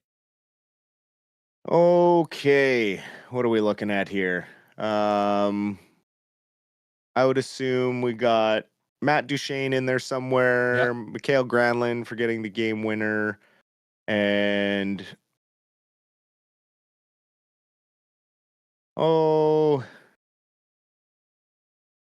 DeSmith didn't really have to do a whole lot, so that third one's a mystery to me. It could go anyway. You could give it to Forbort for getting his first in 82, or you could give it to Harley, I guess, for just getting one. I don't know. Yeah. Granlund didn't get a star tonight. It's because we're not playing in the States, so they don't just give it out for the winning goal. There you go. So it was ended up being Duchene, who was all over tonight, which was, Yeah, he was he was great. 2 everywhere. assists, first star. Harley ends up taking the second star, and he not only did he score that goal, he was also just like his usual defensive self, moving the puck out of his zone really quick. And then they did give Derek Forbort the 3rd star of the night for his first goal as a Vancouver Canuck. So very close. You love to see it. Yeah. Oh yeah. And yeah, like I said during the game, I'm just happy to see Derek Forbort in the lineup getting a chance to score with how, the year was. It's about as bad of a start to the year as you could possibly have as a hockey player and as a human, right? So Definitely. Yeah. So the Abbey Canucks will bring the mood up a little bit. Good news, bad news. Can you maybe give us give me the bad news first. So the bad news is we ended up giving the Barracuda another point. Yeah. When we are chasing them in the standings, we're trying to run them down. They are one position ahead of us. But we did manage to get the victory in overtime last night, thanks to an incredible effort by Linus Karlsson late to help tie it up late in the 3rd, and then get the OT winner in overtime, getting his 18th. Good to see a comeback win, because those boys looked like they had some passion in that game, and they definitely fought to get back into that game. I watched the highlights, and good puck movement all around. The lines looked like they were all moving well. And then who ended up getting the I saw the player of the game ceremony. I guess the Abbey Canucks have like a vest they're handing out these days or something like that. Did you see who ended up is like Was it Jet Wu who ends up winning the play of the game, I think? I think so, yeah. Good to see. But like for the 3 stars overall, though, like Linus Karlsson ran away with the first star. He had the 2 goals and an assist on the power play in the second period. Max Sasson had a shorthanded goal in the second period to get the Canucks on the board. They fought to shorten the lead to 3-2 after 2 periods. Made it 3-3 in the third. Went down on a penalty kill. Artur Shilov's shot the puck over the glass, trying to play it, and Very Brodeur-esque. Barracuda ended up scoring on that power play to take the 4-3 lead. But Karlsson was able to get one with about 3 minutes left to tie it up, force overtime, and 3 minutes into overtime, Karlsson was able to bury the victory with the assists going to Max Sasson and Christian Wolanin. So the Abbey Canucks, are they still sitting in a playoff spot if the playoffs started today? They are currently holding on to that 6th spot, but they are now 4 points behind the Barracuda. They lost, obviously, the first game, which put them behind. I had thought they were closer, but Barracuda must have had a game in between there that I missed. So yeah, the Canucks are 4 points behind the Barracuda, but still 2 points ahead of the Tucson Roadrunners, holding on to that last playoff spot in the Pacific Division. Yeah, coming up on a back-to-back next week, Tuesday, Wednesday out in Abbotsford. So lots of Canucks hockey this week because obviously the Vancouver Canucks are playing 4 games this week. And the Abbey Canucks are playing 4 games this week as well, as they'll be playing Tuesday, Wednesday, and Saturday, Sunday. So there's going to be 8 Canucks games in 1 week, which is pretty wild. That's some jam-packed schedule. Yeah, easy. Speaking of Shilovs, he's probably going to look like he's going to have to be used, isn't he? Because the Canucks, like I said, they're playing 3 games in 4 nights right now. They got Montreal on Tuesday and they got Calgary on Wednesday. If you're Rick Tocchet, who are you putting in? You're putting Shilovs in against the Habs or the Flames? Probably putting him in against the Habs. Because Lankinen has had a bit of a workload, so it's probably good to give him that night off. And then against the division rival, where you absolutely need that victory against Calgary, when you're battling with them neck and neck for that wild card spot, you're going to want Lankinen in the net. Yeah, if you give up points to Montreal, you're not going to be as hard done by. But obviously, still now the Canucks are sitting outside the playoff picture, looking up at Calgary, so that game becomes even more important on Wednesday. Absolutely. Montreal, another young team full of piss and vinegar coming up on Tuesday. Are we expecting kind of a more open, freewheeling game, or will Tocchet coach the fun out of that game as well? Hard to say. I hope we see a little more open freewheeling. I mean, that is kind of the style that St. Louis has coached those young players to play. A little more offensive, and so you'll see them giving up more odd man rushes as well. So hopefully the Canucks are prepared to capitalize on that offensively. But again, we'll have to see what kind of game plan they are asked to execute by their coaches. We'll have to get all of our good fancy French swear words out for Tuesday night. Absolutely. We'll make a list. Are you going to be around for the first period for that game, brother?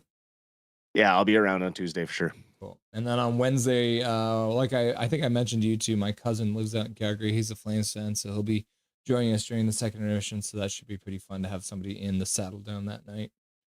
Right on. Cool, brother. Anything you want to say to chat before I let you go? Tough loss tonight. I know the big top 6 did not look great tonight, but that is a cup favorite team that we went up against. Very tough defensively, so try not to read too much into it. See if we can regroup and get back to the way we were playing the previous 2 games and get a victory against Montreal on Tuesday night. Cool. Awesome. Thanks, Dustin. Enjoy the rest of the night, and we'll talk to you on Tuesday. You as well. Talk to you then. Dustin Boydell, everyone, stopping by to make us feel a little better after the Canucks lose a big one to the Dallas Stars. Always good to see the man, the myth, the legend, Dustin Boydell on the Rusty and Dusty postgame show. Oh, the Canucks lost, and they did not look like they were pushing to win that game either, which is hard. Gary Wiseman, think we were expecting a loss, but still disappointing. Canucks not showing any potential at all, just offensively anemic. Yep.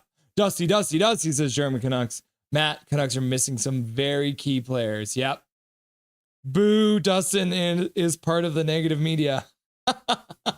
Swerve Irvin calling out Dustin. Michael Chow, man, what am I going to do with all these Stanley Cup champion souvenirs I ordered? Canucks win the cup in 2025, and you already got the t-shirt made. Whoops. You might have been a little preemptive with that one, sir. Yes, indeed. Swerve and JK. Big Hog's like, rant, he, says Gary. Vent, says Big Hog Hockey. Oh, yeah, a little bit of, not too much venting from Dustin tonight, but, obviously not great. Great from the Canucks tonight.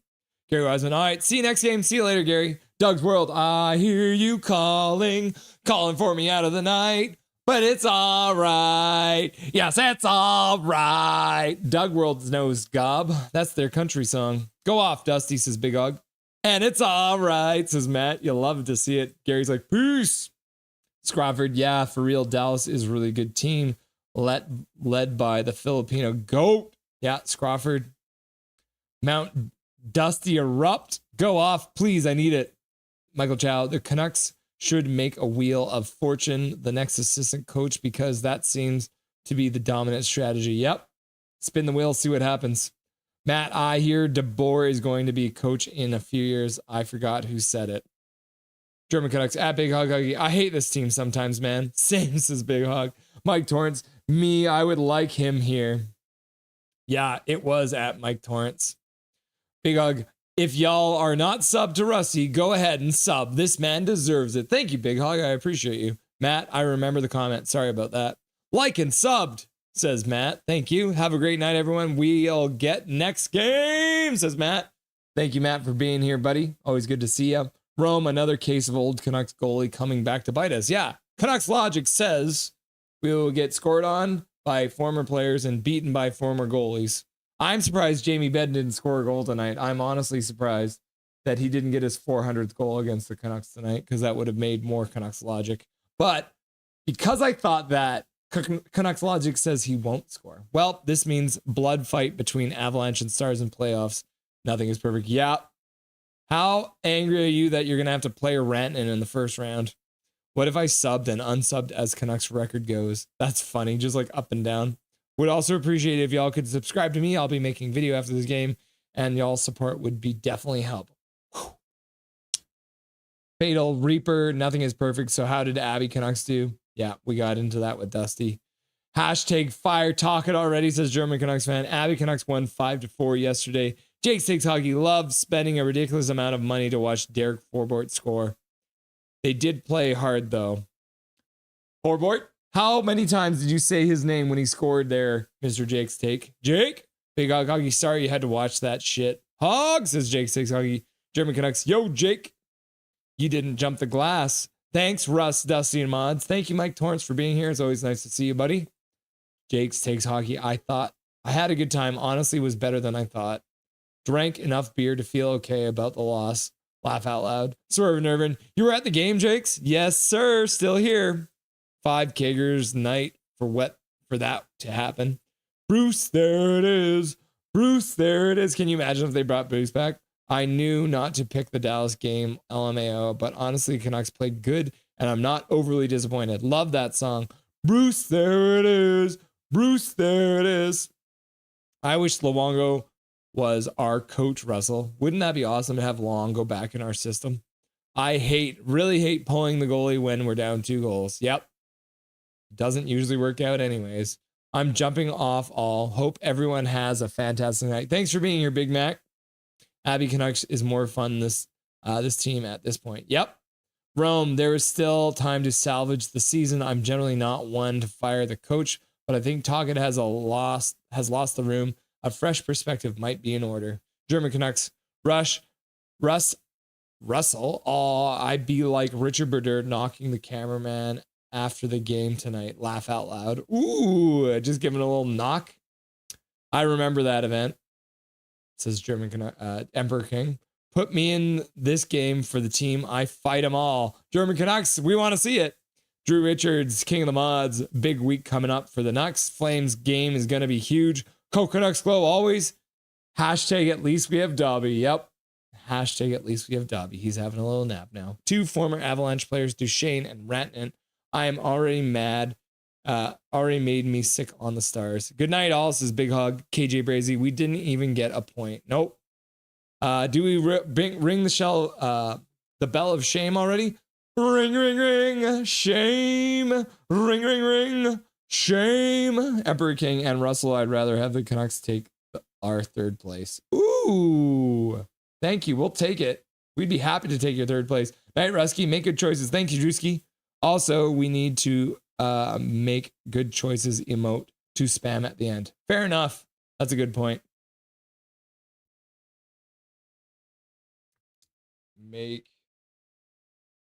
good choices.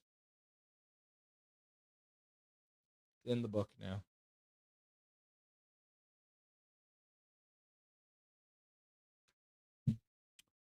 Shame on us. Shame on us. No. Rip.